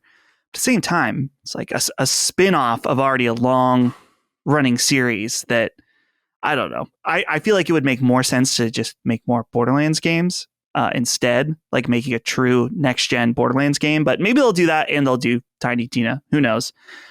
The Saints Row comments are more interesting to me just in that it's such PR speak. Like, oh, it's very polarizing. It's like, no, it really wasn't polarizing. I think that it was the common consensus that it was buggy and bad. So you can try to put a spin on it. And I get it. There are probably some people that enjoyed Saints Row. I'm looking at the Metacritic right now. Apparently, Gaming Nexus thought it was a 95. So good. There are good. There are some enjoyers of Saints Row out there. Saints Row enjoyers, yeah. Yeah, apparently. But so, yeah, I always find it funny when they try to put a spin on it like that. But the writing was on the wall with that game the whole time. From the moment it was revealed, I think it was actually a lot worse in that a lot of people didn't like the direction the series was going in, kind of trying to be more tame in a lot of ways, which is the opposite of what Saints Row is. But then just like the cherry on top was that it was broken and buggy at launch. Clearly not a recipe for sales success. So hopefully they can fix it. If you enjoyed it, great. But sounds like stay away. Yeah, I would say so. I mean, I don't know. I was tempted a couple times to try it. Like, where I was like, fuck it, I'm bored, but I don't want to pay for it like that much money. And just on principle, it's sometimes you have to kind of listen to the prevailing wisdom about something. I find often that when I try to ignore prevailing wisdom, it sometimes bites you in the ass. Like, oh, you should just listen. It's really not very good. It's if people thought it was good, they would say so, et cetera, and so on. But I agree with you about the Tiny Tina's Wonderlands thing, just because I'm a little confused about where Take-Two and 2K even come into this. It seems like with Gearbox under Embracer, do they continue to want to work with Take-Two? I think Take-Two has some sort of first right of refusal over those games. So it just doesn't seem like a wise use of your assets to split your money like that. And I beat Tiny Tina's Wonderlands.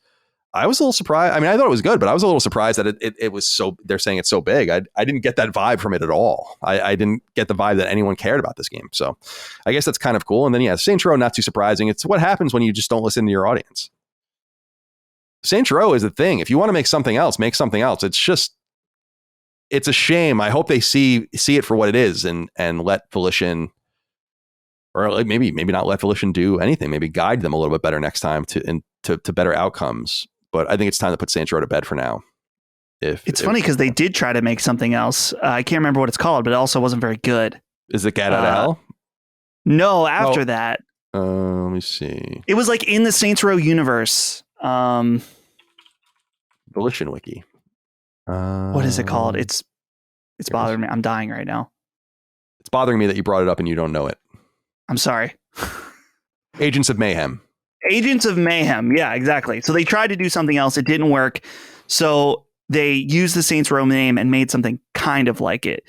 It's always, I love seeing this, the confidence in the brand name and using that to try to sell a product, but making something different and then wondering why your fans are upset. Yeah, it's weird too, because I was very optimistic about Saints Row. I was like, this looks fun, but it just didn't turn out well.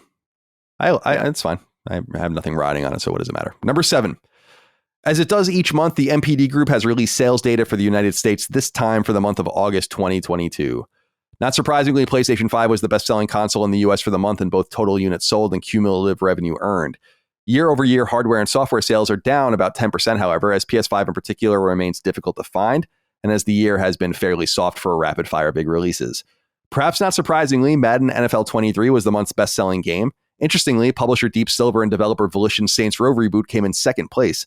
Perhaps even more interesting is that Insomniac's and Sony's Spider-Man charted third overall, obviously on the back of its PC release. Other notable entries in the cumulative charts include Elden Ring at 4, MLB The Show 22 at 9, Horizon Forbidden West at 12, Soul Hackers 2 at 15, and Gran Turismo 7 at 17. Elden Ring is the year's best-selling game so far, followed by Lego Star Wars The Skywalker Saga at 2, and Horizon Forbidden West at 4. Madden NFL 23 is already the year's 5th best-selling game and only several weeks on the market.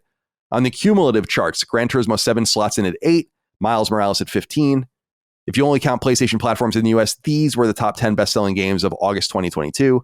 Madden NFL 23, Saints Row, Horizon Forbidden West, MLB The Show 2022, Gran Turismo 7, Elden Ring, Miles Morales, Minecraft, and Call of Duty Vanguard, and Soul Hackers 2. Any surprises there for you, Dustin? Dude, that's Soul Hackers 2. Mm-hmm.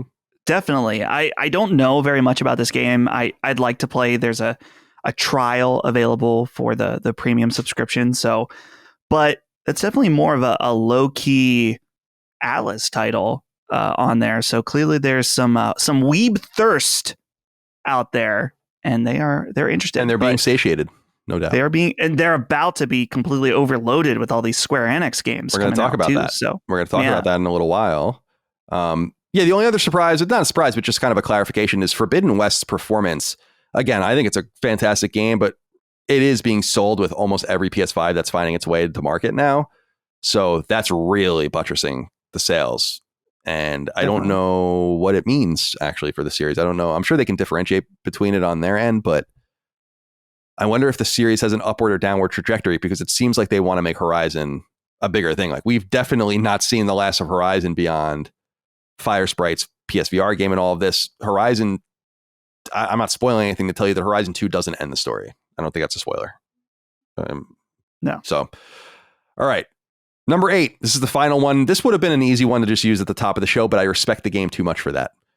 And a welcome bit of news that broke just after last week's episode was published. PlayStation confirmed that developer Team Cherry will be bringing its upcoming Metroidvania game Hollow Knight Silksong to its platforms. Indeed, the game is slated for a launch on both PS4 and PS5, which actually seemed unlikely, at least to start, considering the developer's silence on the matter. Hollow Knight, easily one of the most beloved Metroidvania titles ever released, first launched on PC back in 2017. It took about 18 months for the game to migrate to PS4, doing so well after even coming to the likes of Linux, not to mention Switch. A day-and-date launch for Silksong was therefore not guaranteed, and Team Cherry's reluctance to comment suggested that this may again be a timed release. And originally planned as an expansive DLC pack for the original, Silksong was revealed way back in early 2019. Interestingly, the team hadn't commented about the game pretty much at all since its reveal, going all the way back through COVID until earlier this year. Team Cherry plans to launch Silksong by June of 2023. Can't wait! Did you play the original Hollow Knight? I started it. Yeah. Never finished it. Oh. I was getting really frustrated not knowing where to go. But I'd like to go back to it at some point. I think I was playing it on the stinky Switch. Yeah. And I think I want to try it again in a more, an actual place to play video games. Yeah, I don't blame you. It's really, really good. It's really, really, really, really fascinating. Hard as fuck too. Especially if you want to do everything in it, which I wasn't able to do. Okay, let's get into listener inquiries. 6 questions, comments, concerns, thoughts, and ideas we end each and every episode of Sacred Symbols of PlayStation podcast with. We'll start with Jason Green, who said, "Hey guys, hope all is well. I saw that Jonathan Dornbush from IGN just got a job at Naughty Dog on their editorial staff. Dornbush also reviewed The Last of Us Part 2 when it came out and gave it a 10. Some people online are saying that this is a clear violation of ethics in gaming. And I don't know if you guys are using these terms seriously or not, because it's so funny. And I'd love to hear your thoughts on this. Just curious. Thanks. And thanks for all the great content. Take care. Thank you, Jason, for writing in. Ethics in gaming. I don't know what that means. But so 2 things about this. I don't know Jonathan Dornbush from a fucking hole in the wall. I really don't. I don't think I've ever talked to him in my entire life. He was the most recent host of Podcast Beyond, which is where I got my start in podcasting long ago. And he was the lead of IGN's PlayStation coverage more recently, much like I used to do back in the day. So he was like the another Colin, as it were. And it was revealed that he recently left IGN to go to Naughty Dog, which is good. Congratulations for him. But it's fucking weird. And I'm not going to pretend that it's not. I just feel like you kind of have to choose your lane. And crossing lanes comes off as suspect. Here's why. Naughty Dog didn't just hire him in the last couple of weeks. The interview process didn't just begin a month ago, right? And it kind of comes into play. It's like, what are you trying to really do here? When I was at IGN, I was a foil of Sony's. I feel like they would have, I would never want to work there, and I would never have made sense for me to be there, but they would have never wanted me. That's the point. They would never want me. And that's legit. And I feel like the incestuousness between old media and games publishing and developing is people are right to keep an eye on that, because while I don't think it changes things in the moment per se, I think that people have an inclination towards wanting to do that secretly, and it makes you question what kind of moves you're making, even subconsciously, that helps pave the road most effectively for you to get to that place. So I'm a little weirded out by that. I think it is weird. People can disagree, but I think it's weird. The second thing is that when I found out this happened, I immediately emailed Per Schneider, my old boss at IGN, and asked him to buy Podcast Beyond from him, but he said no. Dang it. That's the second time I've tried to buy Podcast Beyond. I tried to buy it back in the day too. They're wise not to sell it. I would say it's their biggest brand. But I had this dream of claiming it for Last Stand and then making it into a retro PlayStation podcast, but it's not meant to be. So Podcast Beyond will continue on with someone else yet again. And that's it. Do you have anything to say about this? Yeah, I honestly don't know how to feel about this. I think that it would be extremely obvious if it was the other way around. Somebody works for Naughty Dog and then becomes a reviewer and then gives a good score for the site or the place they used to work. Obviously, that's very cut and dry. But I think that it's worth pointing out. I don't know Jonathan Dornbush either. I've met him before. He was a nice guy. I don't think he remembers me at all. Yeah, I'm not saying anything about him. I don't know him, so I'm not speaking about him personally. I think that it would be worth considering other things that he said. Has he been fair to Sony in that he's been hard on them when they deserved it, hard on Naughty Dog when they deserved it? You know, it's easy to just point this one thing that feels wrong. I'm not saying it necessarily is, but from viewing the situation, it definitely raises up a lot of questions. But there's a lot of different other aspects that could either contribute or show that there's maybe not something to worry about. So I think that there's a lot more than just that to consider. I don't know what the answer is because I didn't listen to Podcast Beyond at all in the recent many years. Yeah, me neither. So I guess you're right in the sense that we don't have all of the information, and I'm not trying to pick on him in particular. It's just, I get it. Like, I get people's suspicion about this because it's weird. Yeah, it is weird. Like, I really can honestly tell you that when I was in games media, I wasn't trying to get into game development. Opportunities presented themselves. I investigated some things, but I was there to be a journalist. And people can look at my 10 for the original Last of Us and say, like, well, you gave it a 10 too, and you love Naughty Dog and all these things. And I'm like, yes, but what did I follow that up with? An extensive 50,000 word history of the studio that is not flattering to everyone there, and is not flattering to all of their products and all these things. Probably the deepest piece of journalism having to do with that studio ever, before or since. And so I think that I walked the walk, even though I was a critic and a journalist, even though I was kind of an editor at large and a media personality, I tried to walk the walk. And if I were to have ended up at PlayStation, I would have almost looked around and been like, why do you even want me here? You know, like you shouldn't like me. And that they like that they are so fond of the person who was leading the coverage of their brand at the biggest video game website in the world, that they hired him. Not the first time that's happened, but I think it's weird. And I'm happy to call it out as what it is. Pear, sell me Podcast Beyond, please. Please. Ben Matthews wrote in with one T, which I don't really like. I find that unsettling. He says, greetings to my second favorite slits. What's up with Square Enix's release strategy? So I promised we would get to this. Their output volume is crazy right now, and I wonder if it's related to their rumored sell-off to Sony. They're releasing a large quantity of games, 9 in the next 6 months, and they give seemingly little thought to their release strategy. They are competing with themselves. For example, the Diofield Chronicle and Valkyrie Elysium release a mere 7 days apart, as are Harvestella and Tactics Ogre Reborn. Why not spread release dates out more? Are they playing 4D chess to somehow be a more appealing target for acquisition, or is this simply incompetence?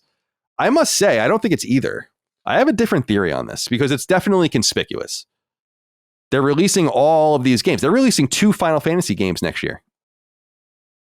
That just in itself doesn't make any sense. And you're missing a bunch of games. I mean, when what you're talking about, and not that I guess we're exhaustive in the list, but you think about Final Fantasy, Crisis Core, Dragon Quest 12, Final Fantasy 7 Remake 2, Final Fantasy 7 16, Tactics Ogre Reborn, Valkyrie, Elysium, Diofield, Chronicle. These are all in the next year.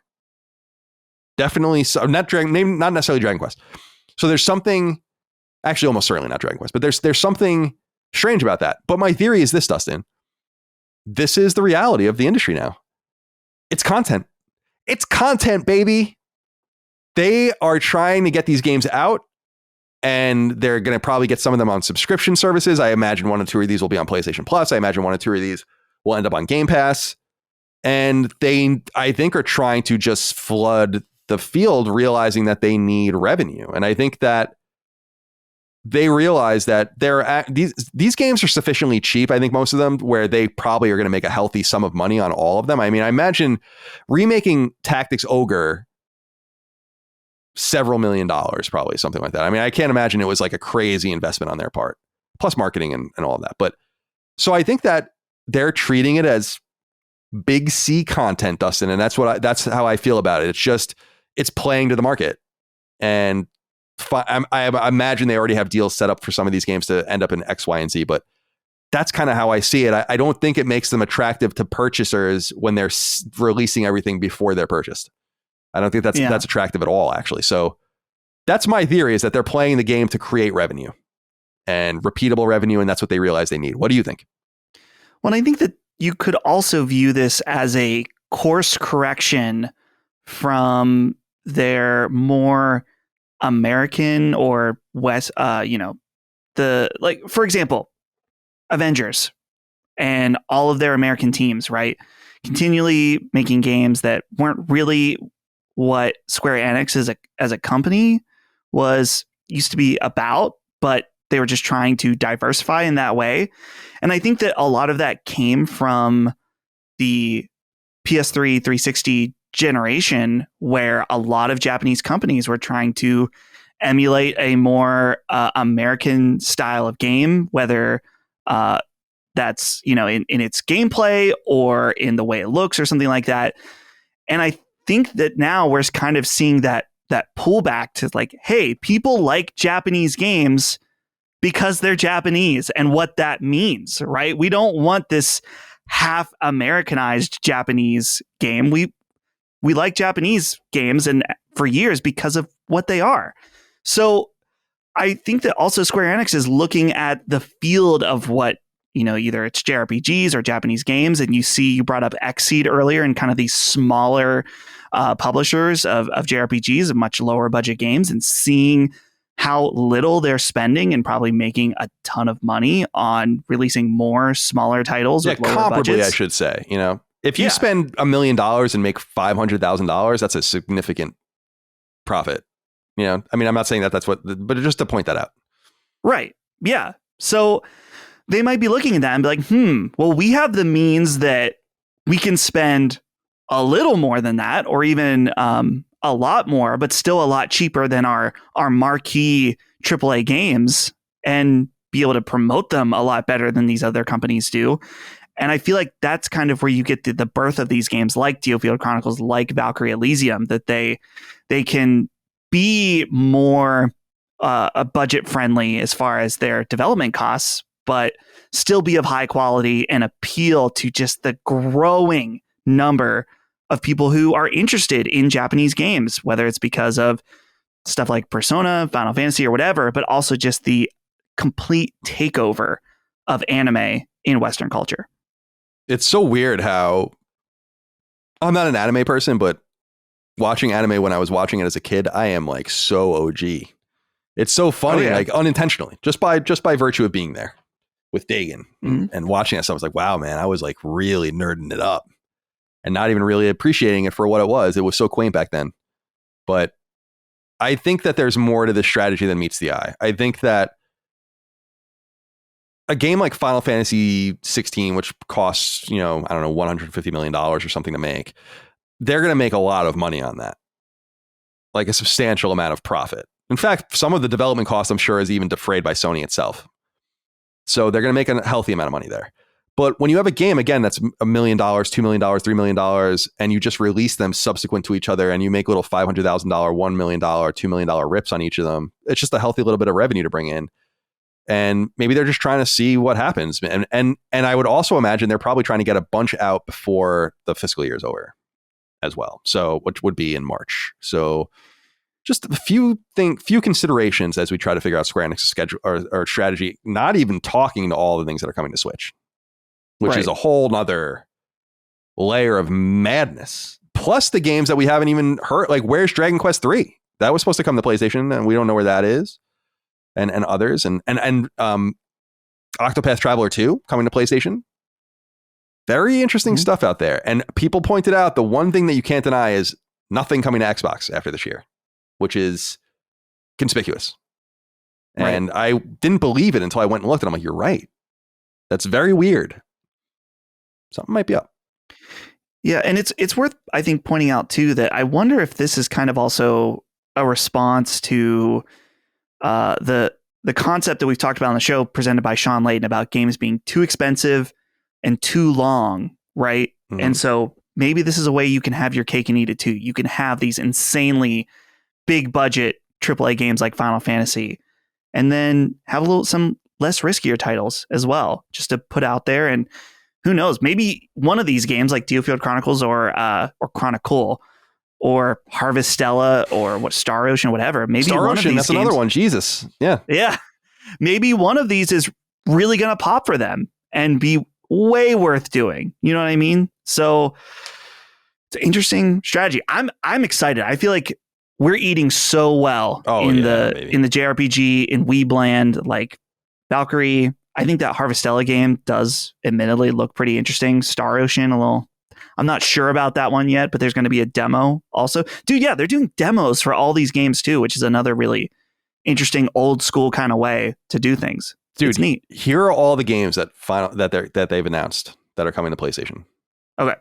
So Various Daylife just came out. DioField Chronicle is actually today from when we're recording this.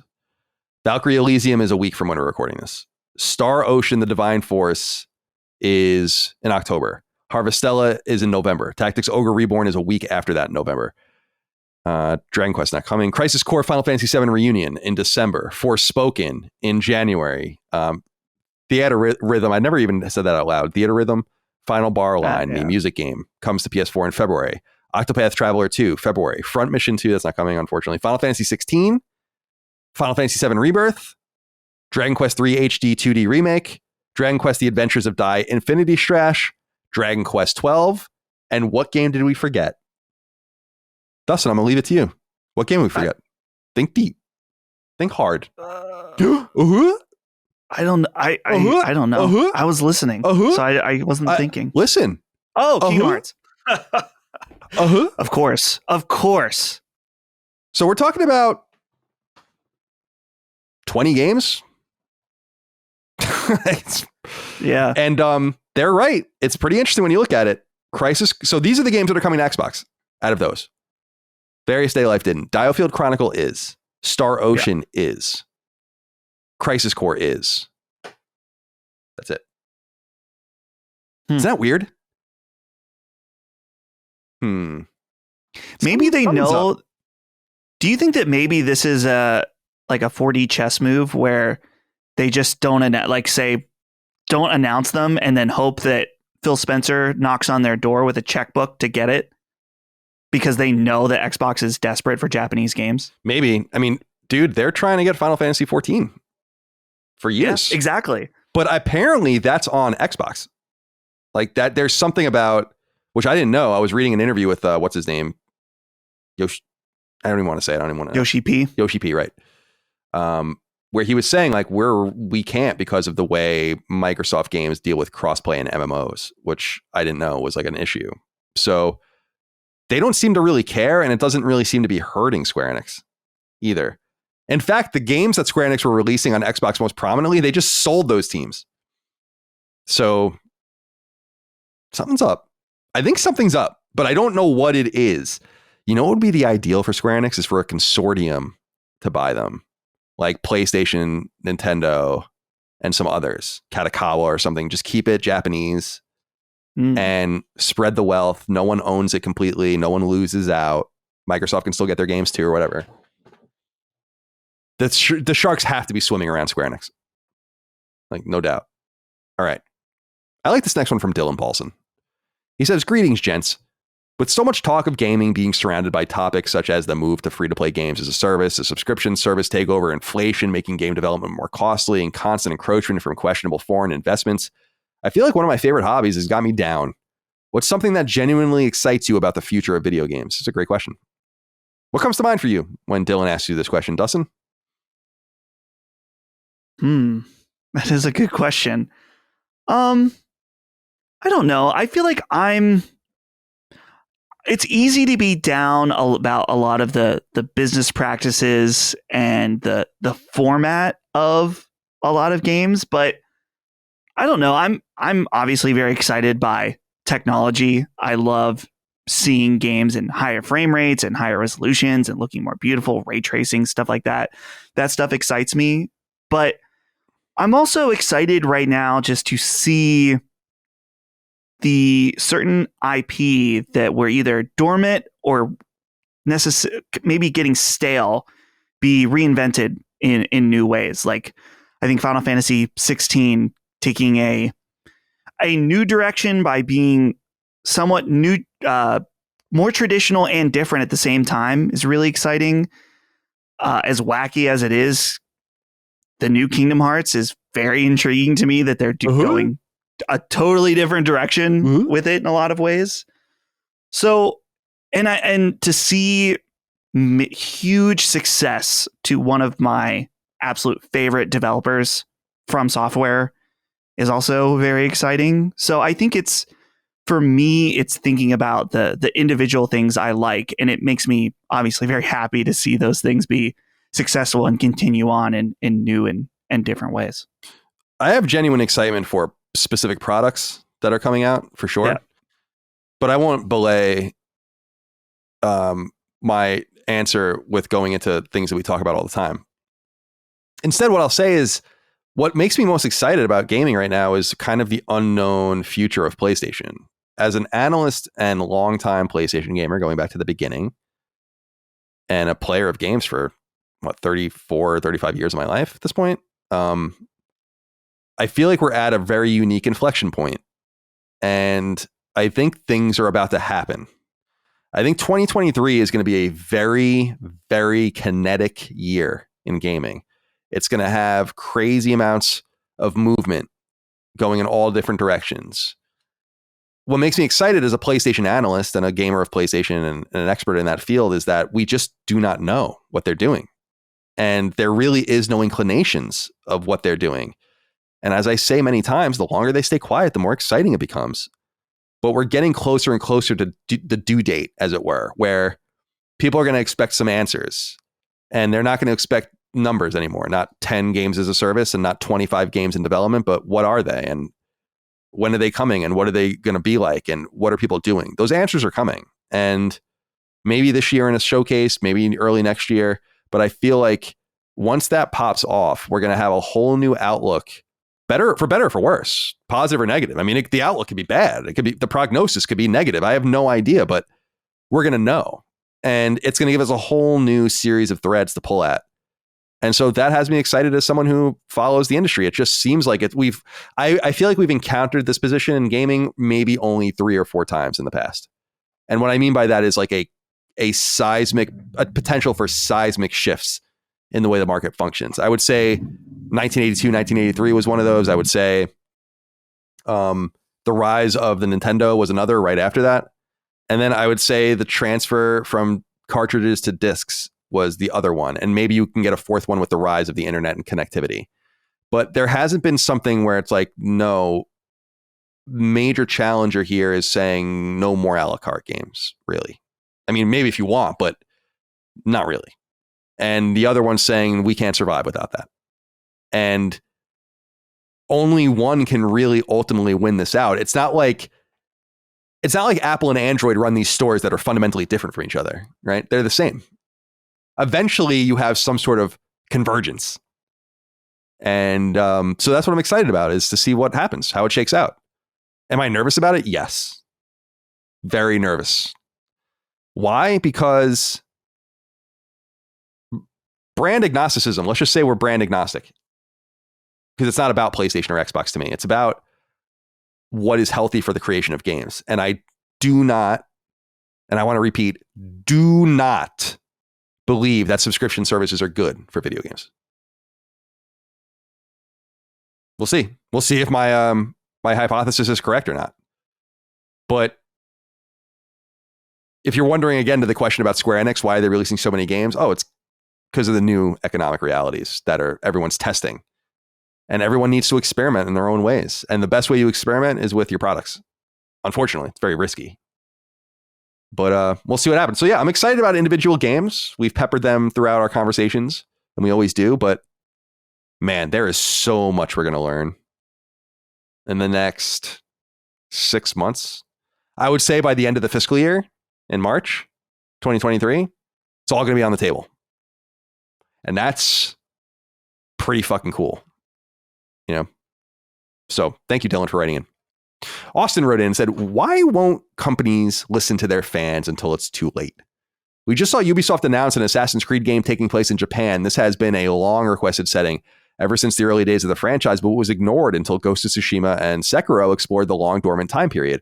We saw this happen with EA ignoring fans clamoring for a new Skate game. Tony Hawk and Session received praise from the fans for filling the void left by Skate, then EA responds with a half-assed reveal of Skate 4. EA did this again to a lesser extent with the PGA games, canceling the series and ignoring it for years until 2K took up the mantle of releasing solid golf games.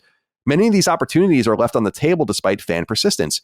Once the opportunity has come and gone, they feel the need to try and fill the void that's already been filled. I don't understand why. This is an interesting question. It goes to the heart of the matter, I think. Dustin, I'm curious, do you feel like game companies are doing a sufficient job of listening to their fans? I would say that they're listening to the only language that matters to them. They don't give a fuck what you say on Twitter. It goes back to what I say about EA winning the consumerist worst company in the world like 3 times in a row or whatever. You are still buying Madden. You are still buying Mass Effect. I think they lost it the year Mass Effect 3 came out. So that game sold hand over fist. Right. So I just don't think... I think there's different levels of listening. And I think there's different levels of feedback and dialogue. And I think the most important feedback they get is money. And when I just told you that Madden, after 3 weeks, is the 5th best-selling game in the United States for the entire year, that should open up your mind as to maybe they are listening. What do you think about Austin's contention that maybe these companies are reacting too slowly to what they want? I think there is some element of truth to that, specifically talking about Assassin's Creed and doing a feudal Japan game. Of course, on this show, Colin, Chris, and I think it's too late. It is too late for us, people especially who aren't really into Assassin's Creed game, and maybe some other gamers that float around with different franchises like this, right? It's not too late for most Assassin's Creed fans, I think. I'm positive. Well, I don't know if I say positive. A lot could happen between now and then, but I'm pretty sure this game is still going to sell pretty damn well, despite Ghost of Tsushima existing. Sure, it may not have the same, we'll say, cultural pop to it, to the gaming landscape, since we have a game like this. We have George, right? But I don't know if that really matters. Now, I think there is an interesting perspective to think about game companies not willing to take risks. I think that EA wasn't willing to take the risk on Skate despite what fans were saying. And then when someone else took the risk, that being Activision with Tony Hawk, quote unquote risk, they're like, oh, people are interested in skateboarding games. Let's do it. This is exactly what we were talking about with Konami and Suikoden. I'm sure that there were fans pestering them on socials all the time about Suikoden, asking for a new Suikoden game, whatever. I'm sure that the creators of Suikoden wanted to do a new one. And they were told no.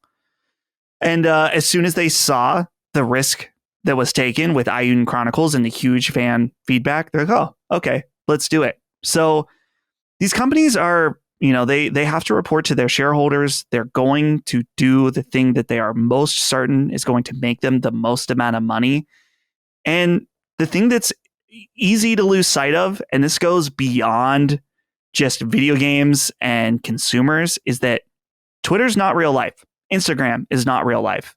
Something that is repeated over and over on those sites is not necessarily the common consensus. So, in a lot of times, it's in these companies' best interest to not necessarily listen to everything that they have their fans ask them for. We don't listen to everything that the fans ask us for because we have a different perspective on our market and what our fans want and stuff like that. I don't know. Like, it can come off as arrogant, but I've always thought that and maybe not so much anymore, but Apple's approach of, you don't know you want this phone until we tell you want it and the features in it. I think that's kind of interesting. That it is. It's confident. It's an interesting perspective. It can obviously go horrendously wrong, but that's like we always tell you guys, you don't want a Nintendo podcast. You don't want, well, at least you don't want a Nintendo podcast that looks like a Sacred Symbols format. It doesn't work. They don't operate on the same space that Sony or Microsoft does. And what's funny is that people assume that we've never thought about that. Right. Right. Like, that's what's funny about listening to the audience is usually there's two things. I love listening to the audience. Sometimes the audience is totally right. Yeah, of course. But there are two things that the audience usually doesn't operate from. Is that number one, 9 out of 10 things that you say to me, I can explain to you the exact reason why it's that way. And it's something you had not thought of. Right. And the second and bigger thing is that we want to grow where it's responsible and makes sense too, but we want to just do the very best products. And you're right, with Nintendo is a great example. Like, you can't do it. At least not from my opinion. It's like, how? There's nothing to talk about. Nothing except for the same 5 games every year. They've probably been talking about Zelda for fucking, what is it? 5 years now plus? It's and that's fine, but it's true. And now what's the most anticipated game? The next Zelda. Yeah. So to me, it's just, we've discussed it. We've tried to figure it out in many different ways. I still feel like the best growth opportunity for us is with doing more Sacred Symbols one day, trying to figure out, I'm not saying more episodes of the show. I'm just saying, like, how do we expand the brand to be more than just what it is now? Like, we have something special with that. So let's focus on that. And of course, Defining Duke as well. All right. Let's go on to Led Bundy. Said, "Dear gentlemen, I recently decided to finally give a chance to a live service game for the first time, and I chose Destiny 2. After getting through all the intro stuff, I jumped into the Witch Queen campaign. I'm halfway through it right now, and I have no idea what's going on story-wise, but it sure is fun to play, and I'm enjoying it quite a bit. My question is, do you ever play a game without following the story, and how important is the story for you to get into a game? I must say I'm probably stoned for about 100% of my gaming hours." Oh, me too. "So I typically forget what the hell happened in the game by the next day. oh, well, at least I enjoy my game time, and quick YouTube video can always jog my memory if I feel inclined. The Last of Us Part 1 is the exception, though, as I am playing through the remake right now and loving it, and I can follow the story very well as it's my third time playing the game. I've wasted enough of your time, so thank you and take care. You sound a lot like me, Mr. Bundy, because first of all, I'm a prolific smoker of the marijuana as well, but you? Yeah, me, believe it or not. Insane. But I also feel like I get in that space too, where even if a game has a story to deliver, I don't really care. A good example is Tiny Tina. I played that for probably 50 hours and I just didn't give a flying fuck what was happening in the game after the first few hours. I just was not listening, not caring. I was there for the gameplay. I was there for the fun, collecting things, getting new guns and whatever. And so, yeah, I play games like that all the time. And then, like you said, The Last of Us Part 1 comes out. I got the 3D headset on. I'm engaged. I'm not paying attention to anything else. It goes both ways. Just because a game has voice acting or just because a game has a story or whatever, I always give it an opportunity to catch me. But if it doesn't, I accept that it's not, that's okay. Because back when I was a kid, we were only playing games that you didn't really need to listen to. And though we go on and on about how much we love the music in our old NES and SNES games, and we do, people would be lying to you if they said that they weren't listening to many other things when they were playing those games after a while. You're not going to play Mega Man 2 over and over and over again and just listen to it. Eventually going to put on the radio, you put on the stereo. And so I do the same thing today. And let me look at my trophies real quick, because I'll see if I can pull out some good examples. Slay the Spire, first of all, is a great example. I'm not listening to that game at all, and I've listened to 30 hours of podcast probably playing that game. But Deathloop was a game that I kind of paid more close attention to. Cyberpunk 2077, I would pay attention during quests and cutscenes, but otherwise would just tune out. Wild Arms, which I platinumed, I just listen to podcasts. I mean, so it depends. How about you? Where do you stand on following the story and how important that would be to you to playing a game with a story?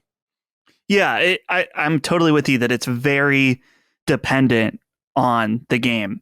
With something like he brought up Destiny, I will try to follow the Destiny story, but there's only so much you can without having to go into the YouTube well of the people that do crazy lore videos and stuff like that.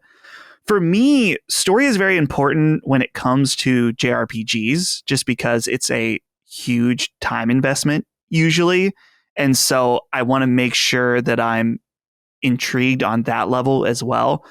For example, both the demos for Diofield Chronicle and Triangle Strategy, I wasn't hooked by the story right off the bat, which obviously sometimes some things need to rev up and take time. But those were indicators to me that, okay, I don't need to buy and play either one of these games at launch. I'll wait and see what other people say about the story. If the story ends up being really good, then that will carry me through it. But other games, I couldn't care about the story at all. In fact, a few weeks ago, I mentioned Neon White. I skipped the entire story, almost the entire story of that game. And it's going to be one of my favorite games of the year when we go through and review that. So it's so dependent. I do find it weird when people either make a game that's like a podcast. They say it's like a podcast game and it's clearly not meant to be.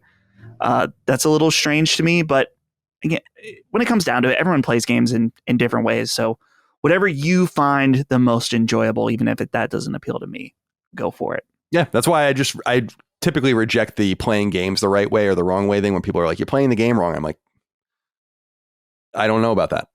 I don't know. It's a subjective experience. But I'm sorry, go ahead. It's like I'm looking up for Suikoden. I'm using a guide, and beyond this, I'm like looking up how to get these characters. And yeah, I could fuck around for 1,000,000 hours and try to find every single one independently on my own, and it would give me a lot more mileage out of the game, but I probably would be way more annoyed than I would be satisfied. And I'm much more satisfied. Not that I'm looking up every single element, but if I don't know how to do something in a game, I'm usually just going to look it up and move on with my life. I'll give it a fair shake to try and do it on my own, but usually I just move on. Here's the way I would look at it is playing video games is almost akin to reading. And what I mean by that is sitting on the couch, there's a food TV network, kind of magazine there. I'm flipping through it. I'm reading. I'm talking to Micah.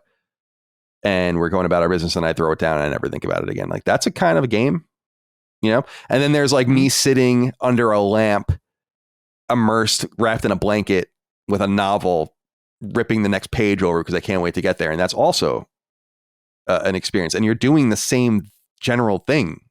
You know, it's just that you're experiencing different portions of what it could be.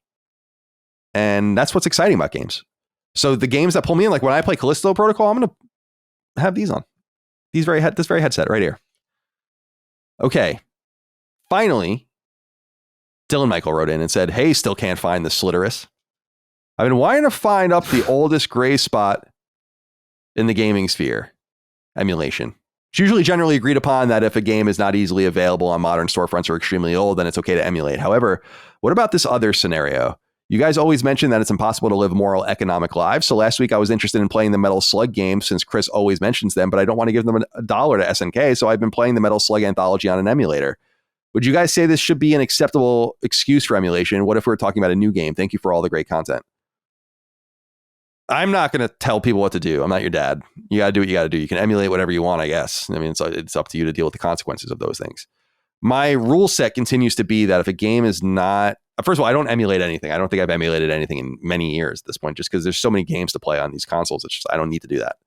But I will admit that I bought the NES and SNES classics with the intention of eventually wiping them and just putting every game on them. And I just haven't done that in the years that I've had them. But at the same time, I realize that when I go and do that, in fact, many of those games are available through my Switch subscription and all these other places and are actually easier played in those places. So I try to just follow through on that principle. The problem with SNK is going to be what's old and what's new. And unfortunately, they own the back catalog. So all of the money, even for old products, is going to them now. And now you have to make the decision on if you want to live a moral economic life. I would say, though, and it's measuring two things that don't even make sense against each other, but it's more immoral for you to emulate the game than I think to buy it, because you're stealing in a way from something that can be purchased, and the money is almost meaningless in that small amount going to SNK. But I appreciate the spirit in what you're doing. But again, I really do think emulation should be relegated to the impossible to find, the hard to find, or the very old. And otherwise, like, emulate the Apple II all you want. Like, what the fuck do I care? I don't think anyone cares if you emulate the Apple II. I don't think anyone cares if you emulate Sega CD. I don't think anyone cares if you emulate the 3DO. But at some point, we do have to have some sort of reasonable line in the sand so these companies can make money, protect their back catalogs, re-release things, and all the rest, and understand that we really have no fundamental right. It's not a right to play video games. You don't have a right to have access to Metal Slug. So it is very complicated, and the morality is gray indeed. I'm certainly not giving any money to SNK when I can avoid it. I don't know what they're even going to be releasing that I would have to interface with, so I won't have to deal with that. But what do you think about this in terms of Dylan's contention that maybe this is an acceptable form of emulation? Obviously, we don't like SNK. I don't like SNK because of their ownership currently. It's an unfortunate situation, but no, I don't think that's an acceptable excuse. I don't like Colin Moriarty. So is it morally okay for me to go steal a copy of Twin Breaker? You know what I mean? Just because it's one of the, it just doesn't make it like, it doesn't make it fair just because you don't like someone or you don't like their business practices. So with that being said, there's a difference between, like you were saying, like morally and what's legally acceptable. And so I don't know, this is going to fall in different places for everybody. My suggestion, if you wanted to play a Metal Slug game and not feel bad about giving money to SNK, your best option is to find a used copy of something somewhere is an option. But then, of course, may not be on current hardware, so you might need something old, which is a whole thing. But it's one of those things, like I said, it's going to be on a different moral level for each individual person. And my biggest suggestion is to follow your own conscience and just, if you feel like you don't feel guilty about that, I mean, you do you know what I mean? But I don't think you can make arguments that it is morally right or wrong to anybody else, or try to argue that it's legally okay. Like, it's like, yeah, what you're doing is stealing. I think the bigger question is whether or not you feel comfortable sleeping at night with that. And everyone's gonna have a different opinion about that. Yeah, I also think there's a difference between morality and ethics as well. And and so keeping those two ideas separate too. But I don't know. It's complicated because it's like, well, if people really like King of Fighters or whatever, like, what do they do? It's really unfortunate, but this is the position that people are putting themselves in. This is what I was talking about with Shawn Layden earlier. People are choosing to create or to pour concrete into these foundations and make them permanent. And maybe the best thing for SNK is to rough that company up so badly that they sell it, right? And get it back into the hands of someone where it belongs. You know, it's a shame that this has happened with some of these products.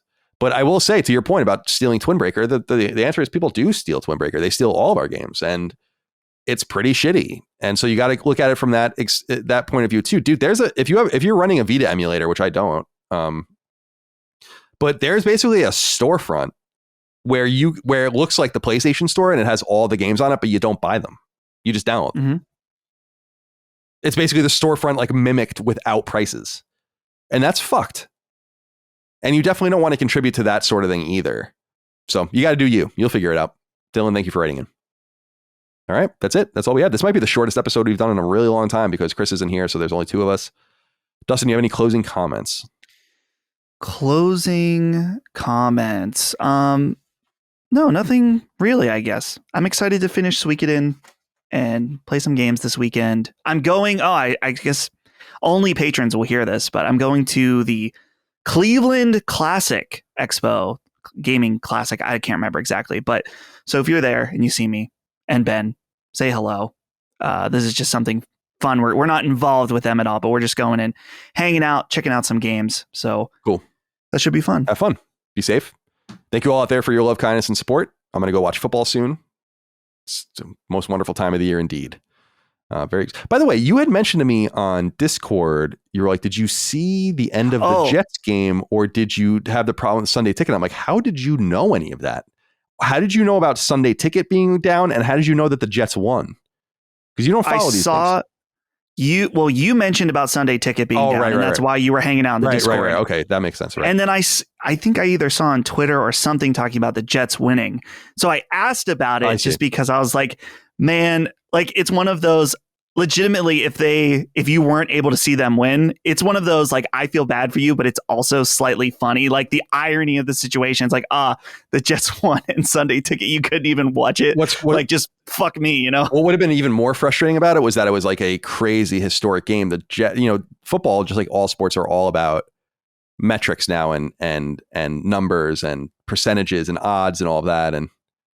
And the Jets, with 2 minutes left in the game, had a 99.9% chance, according to the win probability, of losing.